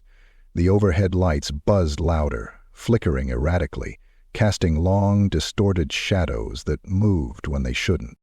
Connors froze mid-step, his breath hitching. "Did you see that?" he asked. "See what?" Kane asked, his voice sharp. "Something in the shadows." Connors stammered. It moved. Kane scanned the corridor, his rifle sweeping left to right. He saw nothing, but the hair on the back of his neck stood on end.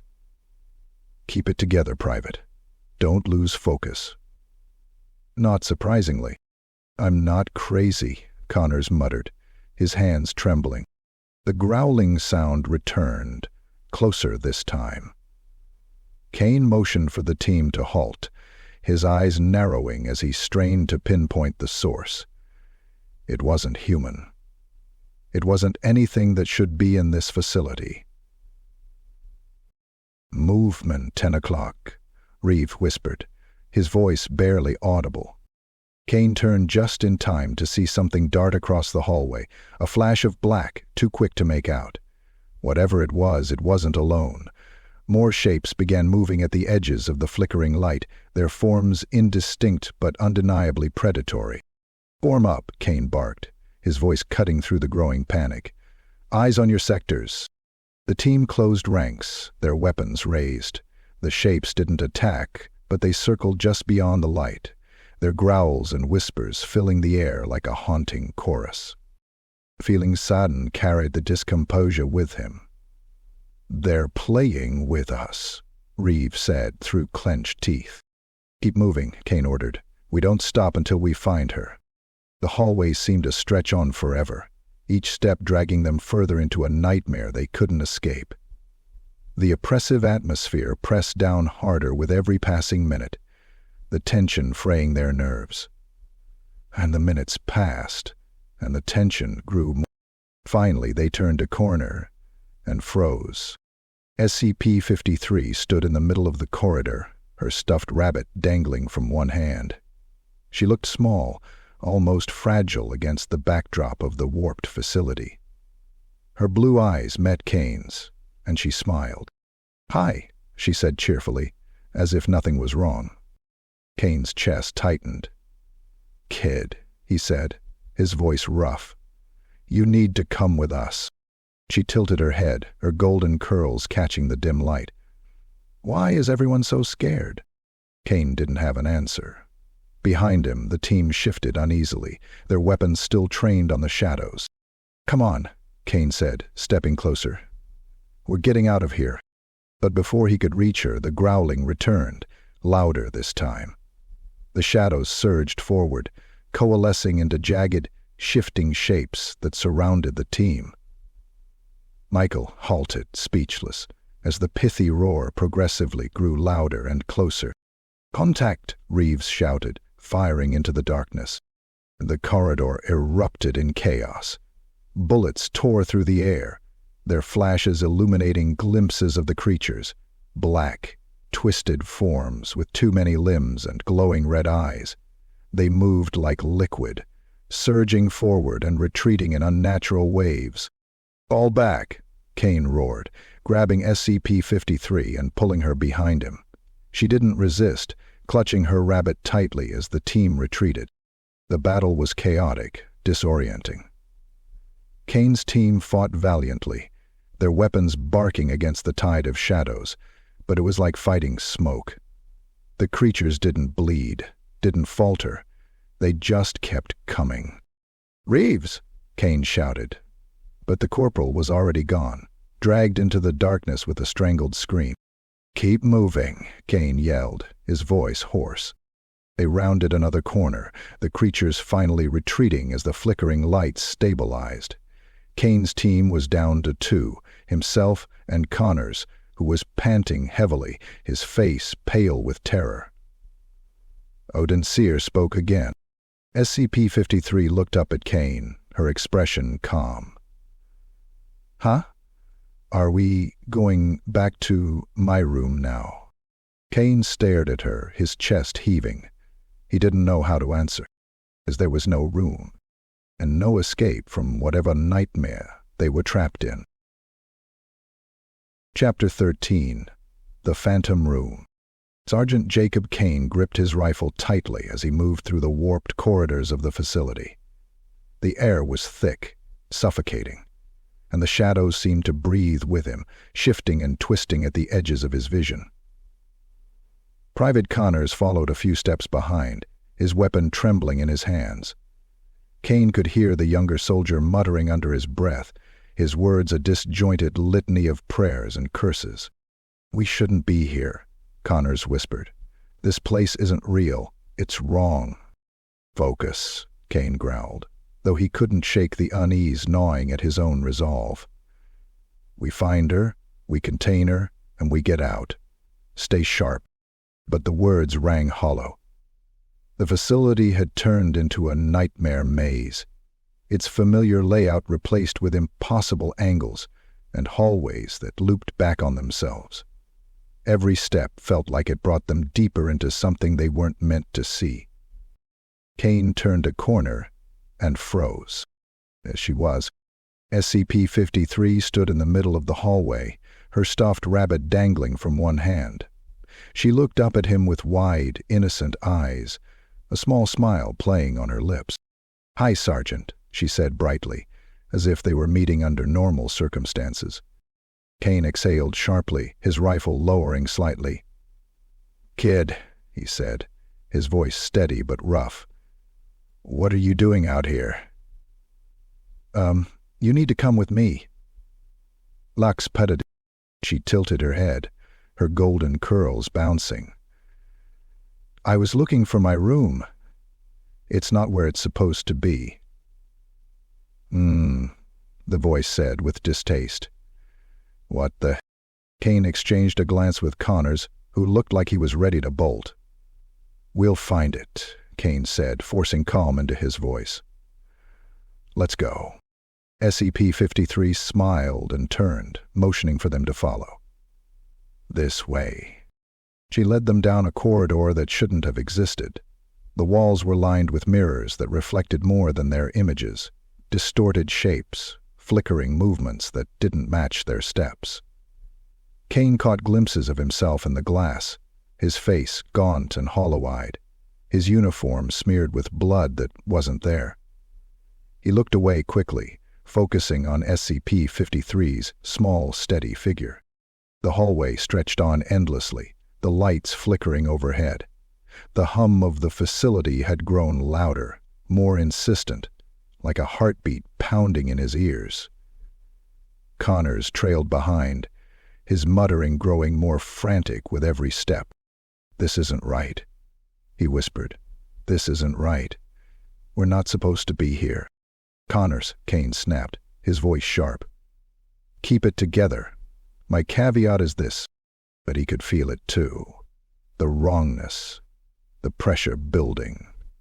As they followed SCP-53 deeper into the unknown. Finally, they reached a door. It was an exact replica of SCP-53's original containment room, down to the pastel paint and the small childlike drawings taped to the walls. But something about it was off. The edges of the door seemed to shimmer, like heat rising off asphalt. And the handle gleamed unnaturally bright. "This is it," SCP-53 said, her voice soft. She looked up at Kane expectantly, her blue eyes wide and innocent. Kane hesitated. Every instinct screamed at him to turn back, to get as far away from this door as possible. But he couldn't leave her. Not here. Not like this. "Stay close," he ordered Connors, though he wasn't sure if he was reassuring the soldier or himself. Kane reached for the handle. The metal was ice cold under his fingers, sending a shiver up his arm. He pushed the door open. The room inside was wrong. It looked like her containment room at first glance, the toys, the books, the small bed tucked into the corner. But the wall stretched endlessly upward, disappearing into darkness. The ceiling was impossibly high, and the angles of the room defied logic, bending and twisting in ways that made Kane's head spin.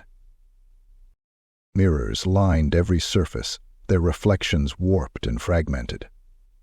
As Kane stepped inside, his own image multiplied around him, dozens of versions of himself staring back, each one slightly different. Some were younger, some older, some wore expressions of fear, others of rage. "Sergeant?" Connor's voice trembled behind him. Kane turned, his heart pounding. Connors was standing in the doorway, his face pale and drenched in sweat. His reflection was wrong, twisted and monstrous, with hollow eyes and a wide, unnatural grin. Men Emery loved to see serenely. "Don't look," Kane said quickly. "Just focus on me." But Connors didn't move. He was frozen, staring at the mirrors as if caught in their pull. The room began to shift. The toys scattered on the floor twisted into grotesque shapes, their bright colors bleeding into shadows. The drawings on the walls morphed, their stick figures replaced with jagged skeletal forms. The hum of the facility grew louder, vibrating through Kane's bones. SCP-53 stood in the center of it all, her stuffed rabbit clutched tightly to her chest. She looked up at Kane, her expression calm. "Why are you scared?" Her voice was hushed, her presence muffled, like memory of something painful. A bad memory of something. A raging tempest that can leave predators asleep on the battlefield of society. "I'm not," Kane lied, his voice hoarse. He stepped forward, reaching for her. "We're leaving. Now." But as his hand moved closer, the mirrors around them shattered in unison, the sound deafening. Shards of glass rained down, slicing through the air like blades. Kane shielded SCP-53 with his body, the sharp edges biting into his arms and shoulders. And the chaos subsided, the room was silent. Kane looked up. The mirrors were gone, replaced by solid walls. The toys were normal again, the drawings innocent and childlike. It was as if nothing had happened. SCP-53 smiled at him. "Thank you for finding my room." Kane didn't respond. He stood there, his chest heaving, his mind racing to make sense of what he had just seen. He turned to Connors, but the soldier was gone. The doors stood open, the hallway beyond empty. "Damn it," Kane muttered under his breath. He looked down at SCP-53. "We're not staying here." "Yes, I led this organization into the past, but we are not done with each other. Let's meet at our destination." She tilted her head, but didn't argue as he took her hand and led her out. As they stepped into the corridor, Kane felt the weight of the room lift, but the questions lingered. What he had seen wasn't just an illusion. It was a glimpse into something deeper, something he wasn't ready to face. And he wasn't sure if he ever would be. Chapter 14. The Revelation. Sergeant Jacob Kane sat in the dimly lit corner of the abandoned control room. The faint hum of the facility's emergency power his only companion. Blood still stained his sleeves from the glass shards in the phantom room, and the ache in his arms and shoulders hadn't faded. But that wasn't what weighed on him now. In his hands was a file, a slim, unassuming manila folder with the Foundation's insignia stamped on the front. It had been hidden in a locked drawer of the console desk, its presence concealed beneath layers of standard operational logs. He had stumbled upon it while searching for a clue, any clue, that could explain why the facility was unraveling, and why SCP-53 seemed to be at the heart of it all. The folder was labeled Project Eternal Seed.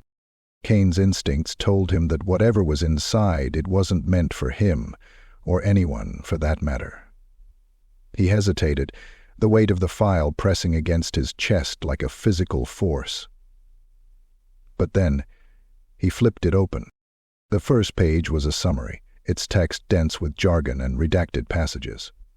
Kane's eyes skimmed the lines, his heartbeat quickening with each word. Subject designation: SCP-53. Classification history: Keter, preliminary, Euclid, revised. Anomalous traits: rapid psychological destabilization of human subjects within proximity, accelerated regeneration, immunity to physical harm. Theoretical origin: redacted. Kane frowned. The last line was heavily blacked out, but the text that followed sent a chill through him. "Take some of this," Kane said. Suspected linkage to pre-Foundation anomaly reports, dating back to redacted BCE. Similar behavioral patterns observed in redacted texts, suggesting a recurring phenomenon throughout recorded history. SCP-053 is theorized to be a manifestation or vessel of a transdimensional force categorized as the Eternal Seed. Kane leaned back in his chair, the words echoing in his mind. A vessel. A force. None of this was in the standard documentation he'd been given. He turned the page, his curiosity tempered by dread. The next section detailed an experiment conducted decades ago, before SCP-053 had even been classified under its current designation. The Foundation had attempted to isolate her anomalous effects, placing her in increasingly remote and controlled environments. Each attempt had failed. One particularly damning report read, "Observation. SCP-053 does not appear to generate anomalous effects independently. Instead, her presence acts as a conduit or anchor for a larger, incomprehensible entity that exists beyond human perception.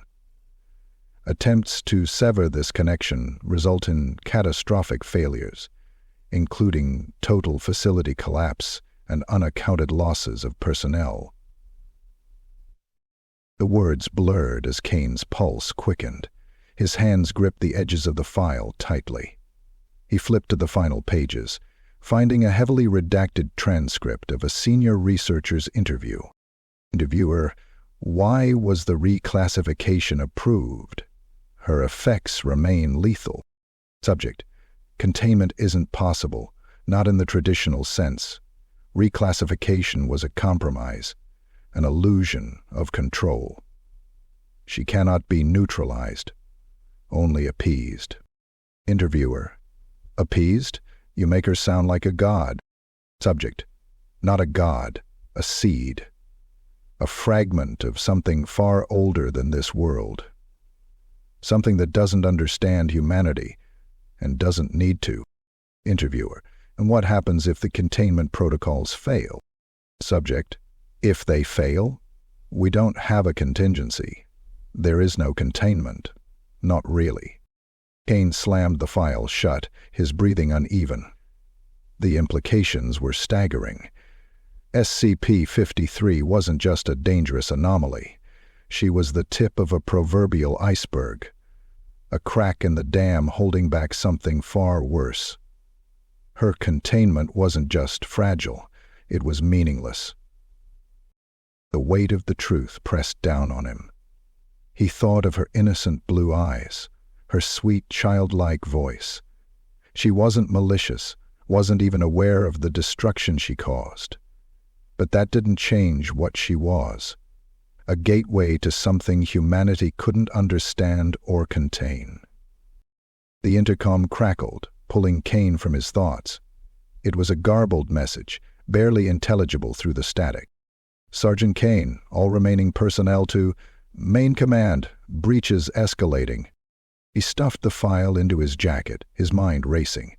The facility wasn't falling apart because of a malfunction or human error. It was SCP-053. Or rather, the force tethered to her. The walls, the shadows, the paranoia infecting the staff. It was all part of the same thing. An inevitable unraveling caused by something the Foundation had never truly controlled.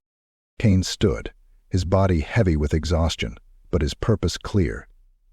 He couldn't afford to falter now. Whatever this eternal seed was, it wasn't just going to take the facility. It would take everything. As he stepped into the corridor, the lights flickered again, and a low, rumbling hum resonated through the walls. It wasn't just a fight for survival anymore. It was a fight against something incomprehensible, and Kane wasn't sure if humanity could win. Chapter 15. A Friend or a Threat? The silence in the corridor was suffocating, broken only by the faint buzz of flickering lights. Sergeant Jacob Kane moved cautiously, his rifle raised, his eyes scanning every shadow for signs of movement. The facility was unraveling faster than he could manage, and his grip on control, on reality itself, was slipping with it. SCP-53 walked beside him, clutching her stuffed rabbit.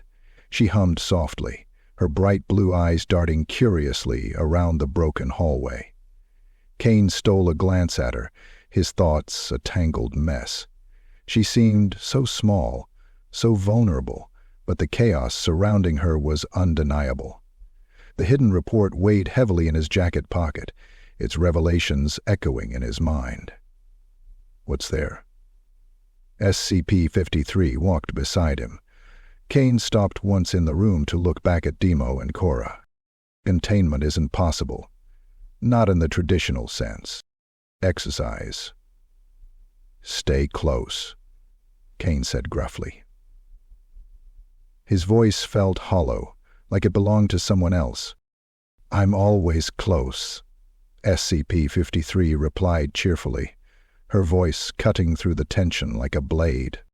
They turned a corner, and Kane's instincts flared. The hallway ahead was too quiet, the kind of silence that carried intent. He tightened his grip on his rifle and motioned for SCP-53 to stay back. "Wait here," he said, his tone firm. "Wait." "But I don't want to wait," she replied, her bottom lip jutting out in a pout. "Just do it," Kane snapped, his voice sharper than he intended. Her expression fell, and for a moment he felt like he'd kicked a puppy. But he pushed the guilt aside and stepped forward. The ambush came quickly. 3 figures emerged from the shadows, their movements erratic, their faces twisted with rage. They were staff, researchers, and guards, but their humanity was gone, replaced by the paranoia and madness that had consumed the facility. One of them, a man in a torn lab coat, lunged at Kane with a scalpel. Kane reacted instinctively, swinging his rifle around and striking the man across the face. The attacker crumpled to the floor, but the others were already upon him. A second figure, a guard, grabbed the barrel of his rifle, twisting it with surprising strength. Kane shoved back, driving his knee into the man's gut, but the third attacker blindsided him, knocking him to the ground. Shit. Kane hit the floor hard, his rifle clattering out of reach. He rolled onto his back just in time to see the guard raising a shard of broken glass, the jagged edge glinting in the flickering light. When his rifle finally fell, he rolled away as cold jolted his flesh back to life, as if he'd just come from the dead. And suddenly the chaos stopped. "Stop!" SCP-53's voice rang out, clear and commanding. The attackers froze, their movements halting as if an invisible force had gripped them. Kane blinked, his chest heaving as SCP-53 stepped forward. She looked so small compared to the crazed figures towering over her, but her presence seemed to radiate something that made them pause. "You're being mean," she said simply, her tone laced with childlike disappointment. The guard holding the shard of glass dropped it, his hands trembling. The others stepped back, their expressions shifting from rage to confusion. For a moment the hallway was eerily still. And then it was over. One by one, the attackers collapsed. They didn't scream, didn't writhe in pain. They just fell, lifeless, as if their strings had been cut. Kane stared at their bodies, his mind reeling. "What did you do?" he asked, his voice rough. SCP-53 turned to him, her blue eyes wide and innocent. "They were going to hurt you," she said simply. "I didn't want them to." Kane struggled to his feet, his heart pounding. He looked at her, this small, seemingly harmless child, and felt a surge of conflicting emotions. She had saved him, there was no denying that. But how? And at what cost? "He threw our tangle into reality," Dacre said. "They're dead," he said, his voice laced with disbelief. "You killed them." "I didn't mean to," she replied softly, hugging her rabbit tighter. They just stopped. Kane ran a hand through his hair, his mind racing. He thought of the report, of the words that had chilled him to his core. A conduit, a fragment of something far older than this world. She wasn't just a girl, she was something else entirely. But was she a friend or a threat? As they moved deeper into the facility, Kane's thoughts churned. He couldn't ignore what he had seen, what she had done. But he also couldn't ignore the fact that she had saved his life. She wasn't malicious, at least not in the way most anomalies were. She wasn't a predator. She was a child caught in something far beyond her understanding. "Why did you help me?" Kane asked, after a long silence. Silly. SCP-53 looked up at him, her expression earnest. "Because you're nice to me," she said. "You talk to me. You don't yell like the others." Her words hit him harder than he expected. He thought of the guards, the researchers, the endless stream of people who had interacted with her only to lose themselves to fear and madness. He thought of the way she had smiled at him, the way she seemed to gravitate toward him, despite everything. Kane tightened his grip on his rifle. He didn't know what SCP-33 was. Victim, threat, or something in between. But for now, she was here. She had saved him. And he wasn't about to let her face whatever was coming alone. "Come on," he said, his voice softer. "Let's keep moving." SCP-53 smiled, her golden curls bouncing as she followed him down the hallway. But as they walked, Kane couldn't shake the feeling that their fragile alliance was leading them closer to something far darker, something they might not survive. Chapter 16. Team Collapse. Sergeant Jacob Kane stepped into the secure operations room, his rifle slung low, his body weighed down by exhaustion and the creeping dread that had settled over the facility. The room was dimly lit, the air heavy with tension. His remaining team, Corporal Reeves, Private Connors, and Dr. Eliza Monroe, stood around the central console, their faces drawn and pale. SCP-53 stood by Kane's side, clutching her stuffed rabbit. Her presence in the room was like a spark in dry grass, the atmosphere crackling with barely contained unease. "We need to talk," Reeves said, his voice tight. His hand rested on the butt of his sidearm, and his eyes darted between Kane and SCP-53. "Talk about what?" Kane asked, his tone gruff. He already knew where this was going. Reeves gestured toward SCP-53, his movements sharp. "About her. About what the hell we're doing, carting her around like some kind of mascot while the whole facility burns down around us." Kane squared his shoulders, his tone turning hard. "She's not the enemy here, Reeves." "Isn't she?" Reeves shot back, his voice rising. "Have you even looked around? The facility's falling apart. People are dead. That thing," he pointed at SCP-53, who shrank back slightly, "is at the center of all of it." Kane's jaw tightened. "Watch your tone." Reeves took a step forward, his frustration boiling over. "No, Sarge, I won't. Because you're not thinking clearly. You're protecting her, but at what cost? How many more people have to die before we do what needs to be done?" Clive was relieved. Dr. Monroe cut in, her voice calm but edged with tension.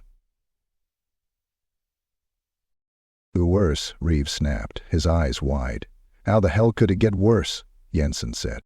"It can always get worse," Monroe replied, her tone icy. She turned to Kane, her gaze searching. "But Reeves isn't entirely wrong. We need a plan. Keeping her with us is risky." Kane felt the weight of their stares, the air in the room thick with expectation. He looked down at SCP-53, who was clutching her rabbit tightly, her blue eyes filled with quiet confusion. "I'm not abandoning her," Kane said firmly, "and I'm not killing her. She's not some monster we can just put down. She's a kid." "She's not a kid," Reeves shouted, slamming his hand against the console. "She's a ticking time bomb. You've seen what she can do. Hell, you've read the damn files. She's the reason we're all losing our minds." The tension in the room snapped like a rubber band stretched too far. Connors, who had been silent up until now, suddenly spoke, his voice trembling. "He's right," he muttered, his eyes darting nervously between Kane and SCP-53. "We're not thinking straight. None of us are. She's doing it. She's in our heads." "Connors, calm down," Kane said, stepping toward him. "What does it do?" But Connors backed away, his rifle shaking in his hands. "Stay back," he whispered. "You're under her spell, Sarge. I can see it. You're protecting her because she's got her claws in you." "That's not what's happening," Kane said, keeping his voice steady. "You're letting the paranoia get to you." "No," Connors shouted, his face contorted with fear. "I'm seeing clearly for the first time. She's manipulating all of us." Reeves stepped in, his voice cold. Kane's fingers tightened around his rifle. "You don't want to go there, Reeves." "Oh, I think I do," Reeves said, his hand inching toward his sidearm. "Because right now, you're more of a liability than an asset." The room descended into chaos. Connors raised his rifle, aiming it at SCP-53. "We have to stop her. She's the reason we're all losing our minds." "Put the gun down, Connors," Kane barked, stepping in front of SCP-53. Reeves drew his sidearm, pointing it at Kane. "Step aside, Sergeant. You're not thinking clearly." Dr. Monroe raised her hands, trying to calm the situation. "Everyone stop. This isn't helping." But the air was thick with paranoia, the walls of the room seeming to close in around them. Kane could feel the pressure building, his instincts screaming that this was about to explode. In the chaos, SCP-53 stepped forward, her small voice cutting through the noise. "Stop fighting," she said softly. Everyone froze. Her blue eyes scanned the room, her expression one of quiet sadness. "You're all scared," she said. "I don't want you to be scared." The tension in Kane's chest tightened. He looked at her, this small, vulnerable figure in the center of the storm, and felt an ache he couldn't explain. "She's trying to manipulate us," Reeves muttered, his grip on his weapon tightening. "Alone," Kane said, his voice firm. "She's not." For a moment, no one moved.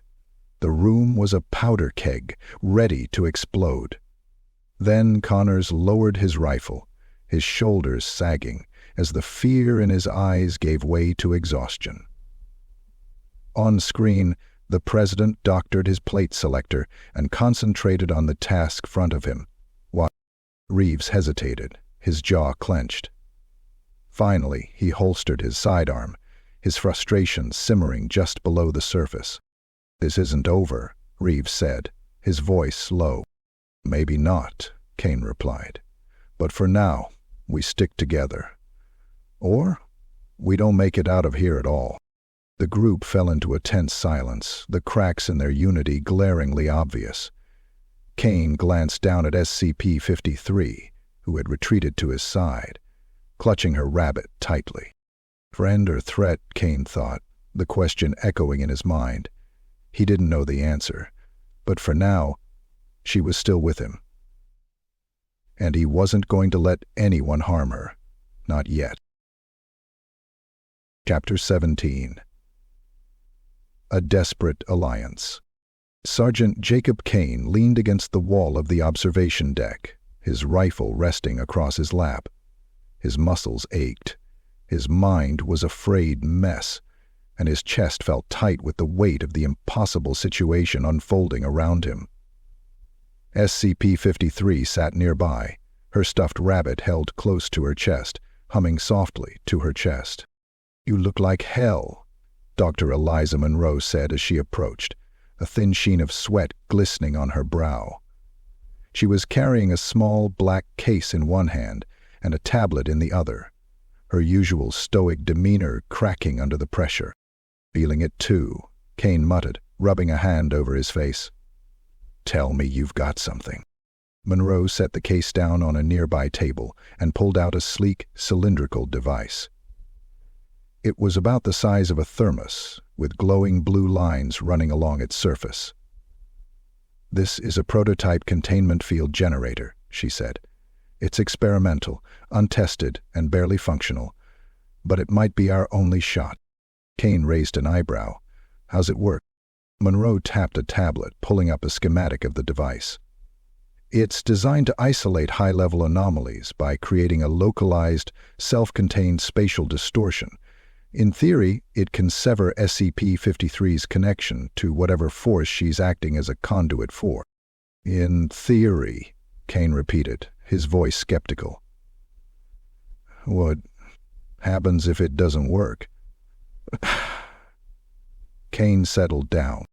Monroe's lips thinned. "Then it could amplify her effects, or destabilize the entire area around her. Honestly, it's a coin flip." "Fantastic," Kane muttered. He glanced at SCP-53, who was watching them curiously. "And you think this is going to hold her?" "I think it's the only chance we have," Monroe said firmly.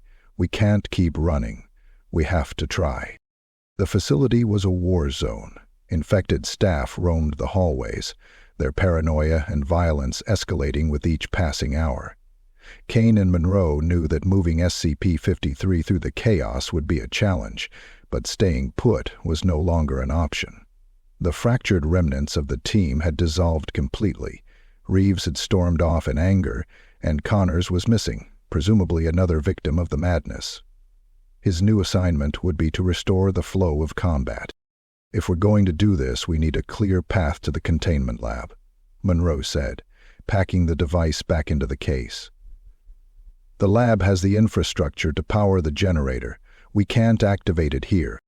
"That's halfway across the facility," Kane said, "and the halls are crawling with lunatics."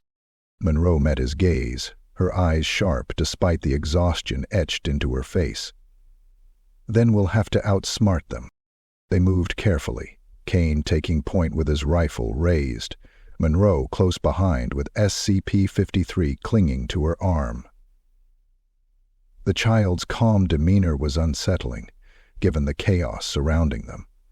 Her humming was soft but persistent, and Kane couldn't tell if it was soothing or maddening. "Jeff." "Keep quiet, kid," he muttered as they rounded a corner. "I am quiet," SCP-53 replied, her voice a whisper. The first obstacle came in the form of a barricade. Desks, chairs, and storage crates stacked haphazardly to block the hallway. Behind it, 3 infected staff members stood guard, their eyes wild and their movements jerky. One of them was muttering incoherently, clutching a broken mop handle like a spear. Kane held up a hand, signaling Monroe and SCP-53 to stay back. He crouched low, observing the guards from the shadows. "We can't fight through them without drawing attention," he whispered. "Any ideas?" Sarah's breath caught in her throat as she recognized. Monroe hesitated, then pulled a small vial from her pocket. "Chemical tranquilizer," she explained. "If we can get close enough, this should knock them out." Kane nodded. "All right. Stay with her," he said, motioning toward SCP-53. "I'll handle this." Kane crept forward, his movements slow and deliberate. The guards were distracted, their focus shifting between each other and the barricade. He used their paranoia against them, deliberately knocking a loose piece of debris down the opposite hall. The sound drew their attention, 2 of the guards moving to investigate. The remaining guard barely had time to react before Kane lunged, driving the tranquilizer into his neck. The man let out a strangled gasp before collapsing. Kane motioned for Monroe and SCP-53 to follow, as he disarmed the other two guards with swift precision. They made steady progress, avoiding direct confrontations whenever possible. Monroe provided navigation, using the tablet to guide them through less trafficked areas, but the infected staff weren't the only threat. The facility itself seemed to shift around them, the walls groaning as if alive, and corridors looping back to places they had already been. At one point, they entered a room that shouldn't have existed, a vast circular chamber with no ceiling, the walls lined with distorted reflections of themselves. Kane's own reflection stared back at him, but its eyes were wrong, empty, and cold, with a faint, knowing smile. "Keep moving," he said, his voice hard. "Don't look at them." By the time they reached the containment lab, Kane's nerves were frayed, and Monroe's tablet had died, leaving them navigating blind.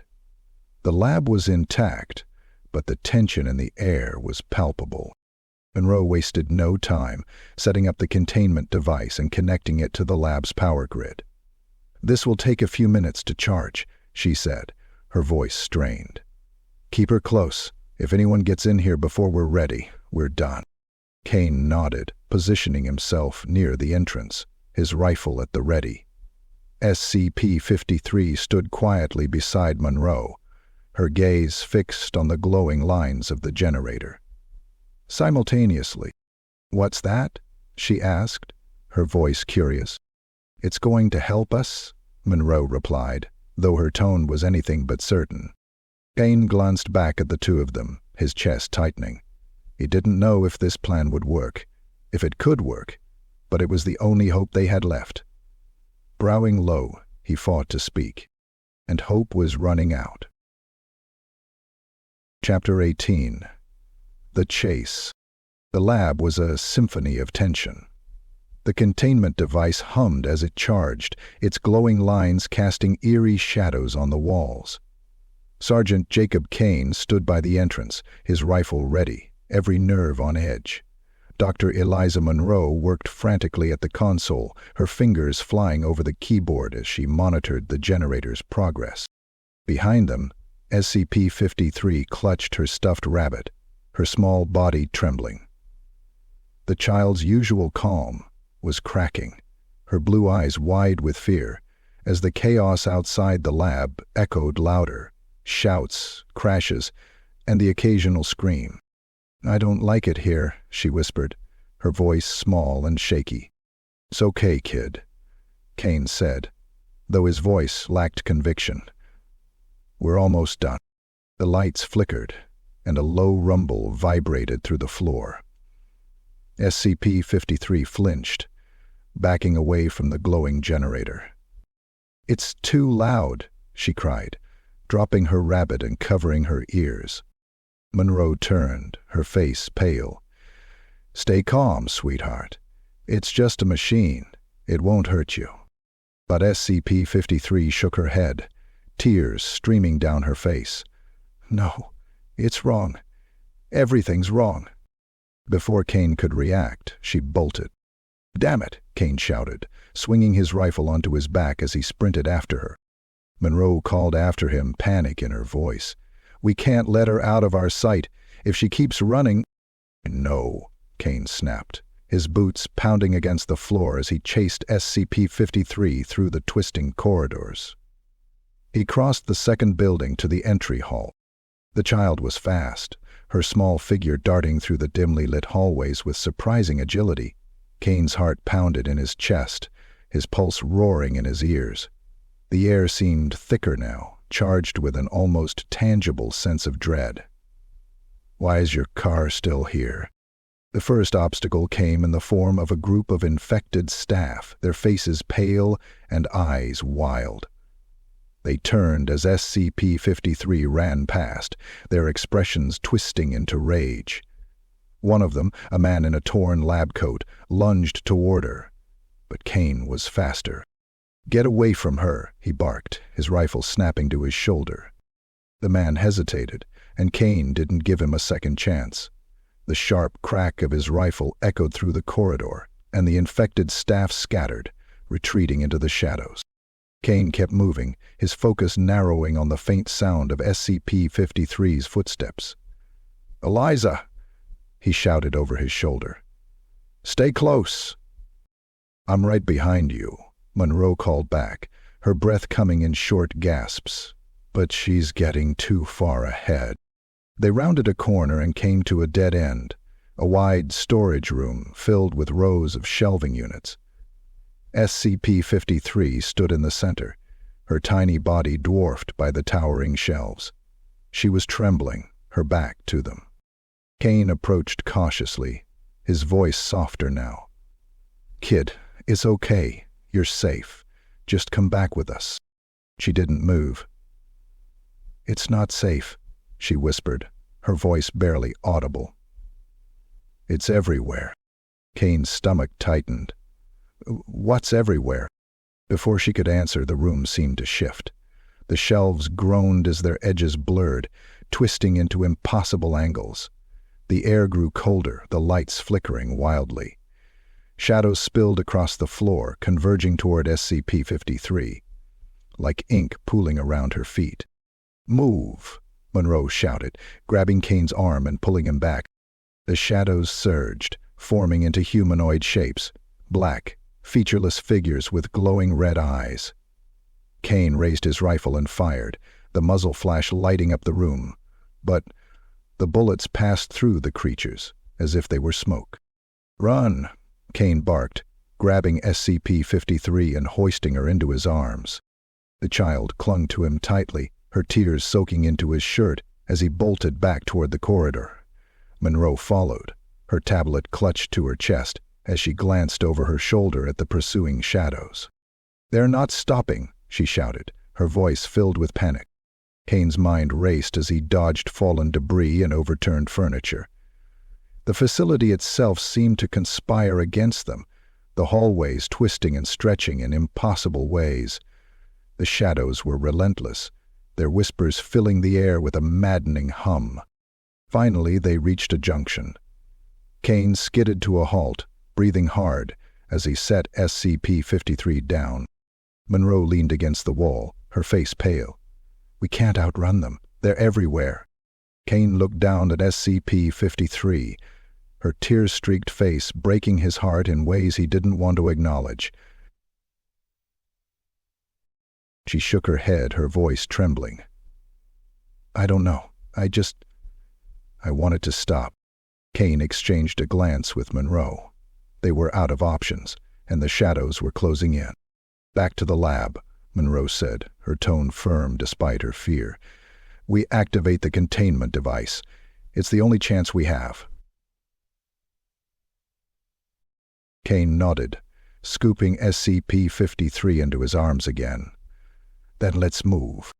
The shadows pressed closer as they retraced their steps, their whispers growing louder, more insistent. Kane's grip on SCP-53 tightened, his determination outweighing his fear. Whatever this was, whatever nightmare they were caught in, Kane wasn't going to let it win. Not without a fight.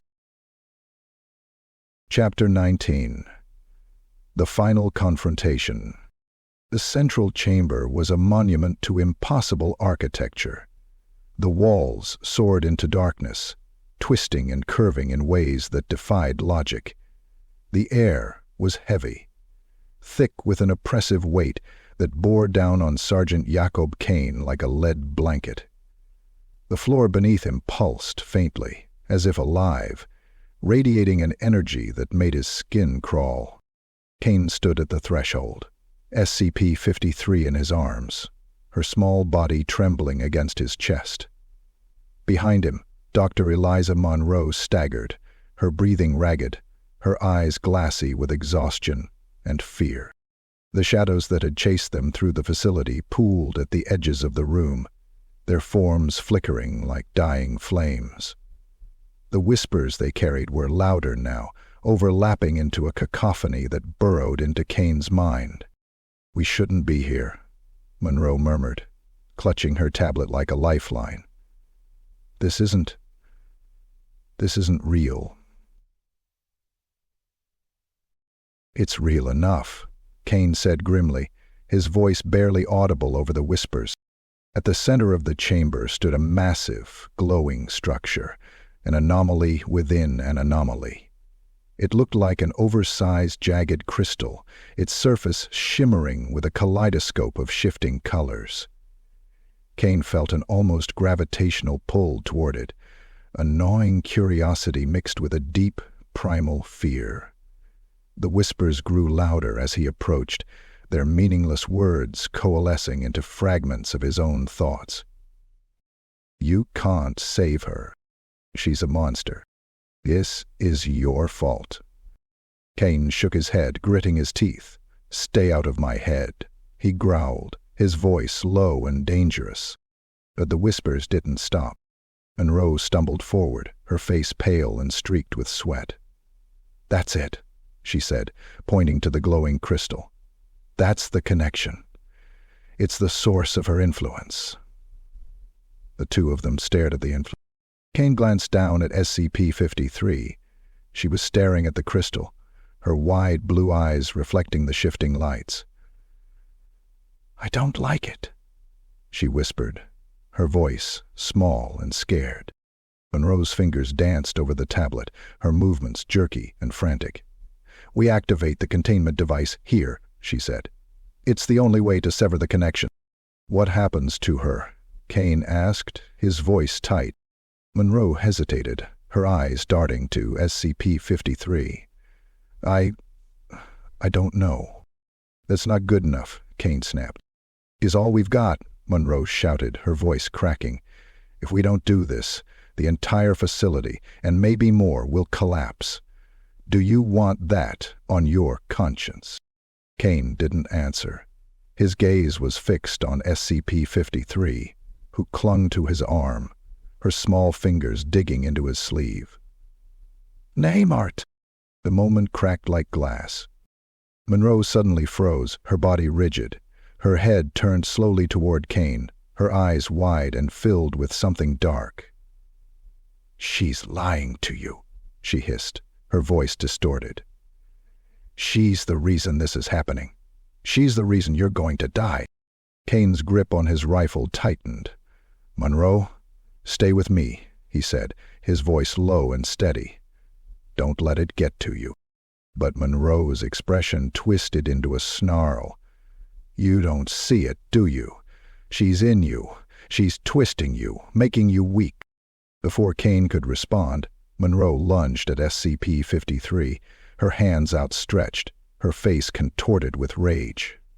Kane reacted instinctively, stepping between them and shoving her back. "Monroe, stop," he shouted. But she didn't stop. She clawed at him, screaming incoherently, her strength fueled by the madness that had overtaken her. Kane held her back as best he could, his heart pounding. "Your roses," I said. "I'm sorry," he muttered. With a single brutal motion, he drove the butt of his rifle into her temple. Monroe crumpled to the floor, unconscious, her body limp. Kane stood over her, his chest heaving. The whispers grew louder, the shadows closing in. The expression to acknowledge the surroundings. "It's just us now," he said, turning to SCP-53. She looked up at him, her blue eyes filled with tears. "I didn't mean for this to happen," she whispered. "I just wanted to be normal." Kane felt his resolve waver. The crystal pulsed, its light intensifying, the air vibrating with a raw, alien energy. "You're not normal," Kane said, his voice rough. "You're something else." "I don't want to hurt anyone," she said, her voice breaking. "I don't want people to hate me." Kane clenched his fists, his thoughts a storm of conflict. She was the center of this chaos, the source of the madness that had consumed the facility. But she wasn't doing it on purpose. She was a child tethered to something ancient, incomprehensible, and cruel. He had a choice to make. The containment device lay at his feet, humming softly, ready to activate. If he used it, He might sever her connection to the force behind the crystal, but it could also destroy her, or worse, unleash something far beyond his ability to contain. Or he could do nothing, let her live and risk the chaos spreading beyond the facility. Against her will, she accepted the decision and allowed herself to be led away. Kane knelt in front of SCP-53, his voice soft. "What do you want, kid?" Her eyes brimmed with tears. "I just want to be safe." Kane swallowed hard, his throat tight. He picked up the containment device, its weight heavy in his hands. "Me too," he said, and then he made his choice. Chapter 20. The Resolution. The central chamber fell eerily silent, the oppressive whispers dissipating as if retreating into the abyss. Sergeant Jacob Kane stood in the dim light of the glowing crystal, the containment device heavy in his hands. His breath came in ragged gasps, and his body ached from the relentless chaos that had pushed him to this point. SCP-53 stood a few feet away, her small frame trembling, her tear-streaked face lit by the shifting hues of the crystal's glow. She clutched her stuffed rabbit tightly, her wide blue eyes filled with a mixture of fear and hope. "You're not going to hurt me, are you?" she asked, her voice fragile. Kane closed his eyes, the weight of the decision he'd already made pressing down on him like a physical force. "No," he said softly. "I'm not going to hurt you." As the room filled with tears and sobs, Kane's eyes met the Frenchman's. The containment device in his hands seemed to vibrate, its purpose unfulfilled. Kane stared at it for a long moment, before setting it on the ground, the hue of its dormant state fading into the background. He couldn't do it. Despite everything, despite the chaos, the death, and the madness, he couldn't destroy her. Kane took a slow step toward SCP-53, his voice calm but firm. "Listen to me, kid. We're getting out of here. I'm going to keep you safe, but you have to trust me. Can you do that?" She nodded slowly, her golden curls bouncing. "Okay." He held out his hand, and after a brief hesitation, she placed her small hand in his. It was warm, a startling contrast to the cold, alien energy that permeated the chamber. For a moment, Kane felt a flicker of something he hadn't allowed himself to feel in hours. Hope. "Let's go," he said. The journey back through the facility was a trial of willpower. The corridors were littered with the remnants of the chaos SCP-53's presence had caused. Broken equipment, smeared blood, and the occasional lifeless body. The shadows that had pursued them seemed to retreat in her presence now, as though satisfied with the destruction they had wrought. Dr. Monroe was nowhere to be seen. Kane knew better than to look for her. As they moved, SCP-53 spoke in a small voice. "I know," Kane replied, though his tone was weary. "Do you hate me?" she asked, her voice trembling. Kane paused, looking down at her. The question struck him harder than he expected. He thought of the people who had died, the team members he'd lost, the weight of the report in his jacket that spoke of her as a conduit to something far beyond comprehension. "No," he said finally, "I don't hate you." Goldstein sighed. Her eyes brightened, but Kane's heart felt heavier for it. He didn't hate her, but he didn't know if he could forgive her either. Not yet. They reached the makeshift containment chamber Kane had prepared, a storage room reinforced with whatever materials he could scavenge. It wasn't perfect, but it would have to do. The air inside was stale, the walls bare and unwelcoming. "This is your new room," Kane said, kneeling to her level. "You'll be safe here." She looked around, her expression uncertain. "It's not very nice." "I'll fix it up," Kane promised. "But for now I need you to stay here. No running off, okay?" She nodded, clutching her rabbit tighter. Okay. Kane stood and stepped back toward the door. He hesitated, looking at her one last time. She seemed so small, so fragile, but he knew better. She was more than she appeared. Something ancient, something unstoppable, and yet she was still just a child. "I'll be back," he said, his voice low. "I promise." The door sealed behind him, and Kane leaned against it, his legs threatening to give out. The facility was stabilizing, the air less charged, the whispers fading into silence. But the scars of the past hours remained, etched into the walls and into Kane's soul. He made his way to the command center, where a skeleton crew of surviving staff worked in grim silence. The chaos had subsided, but the damage was done. Reports of casualties and structural damage poured in, each one a stark reminder of the cost of the day's events. Kane dropped into a chair, his body aching, his mind numb. He felt like a man who had walked through hell and come out the other side, but not unscathed. "We are a band of brothers in a true sense of the word." One of the technicians approached cautiously. "Sergeant Kane, the anomaly is contained, for now." "For now," Kane repeated, his voice hollow. "I need everything," he said. The technician lingered, then nodded and returned to their station.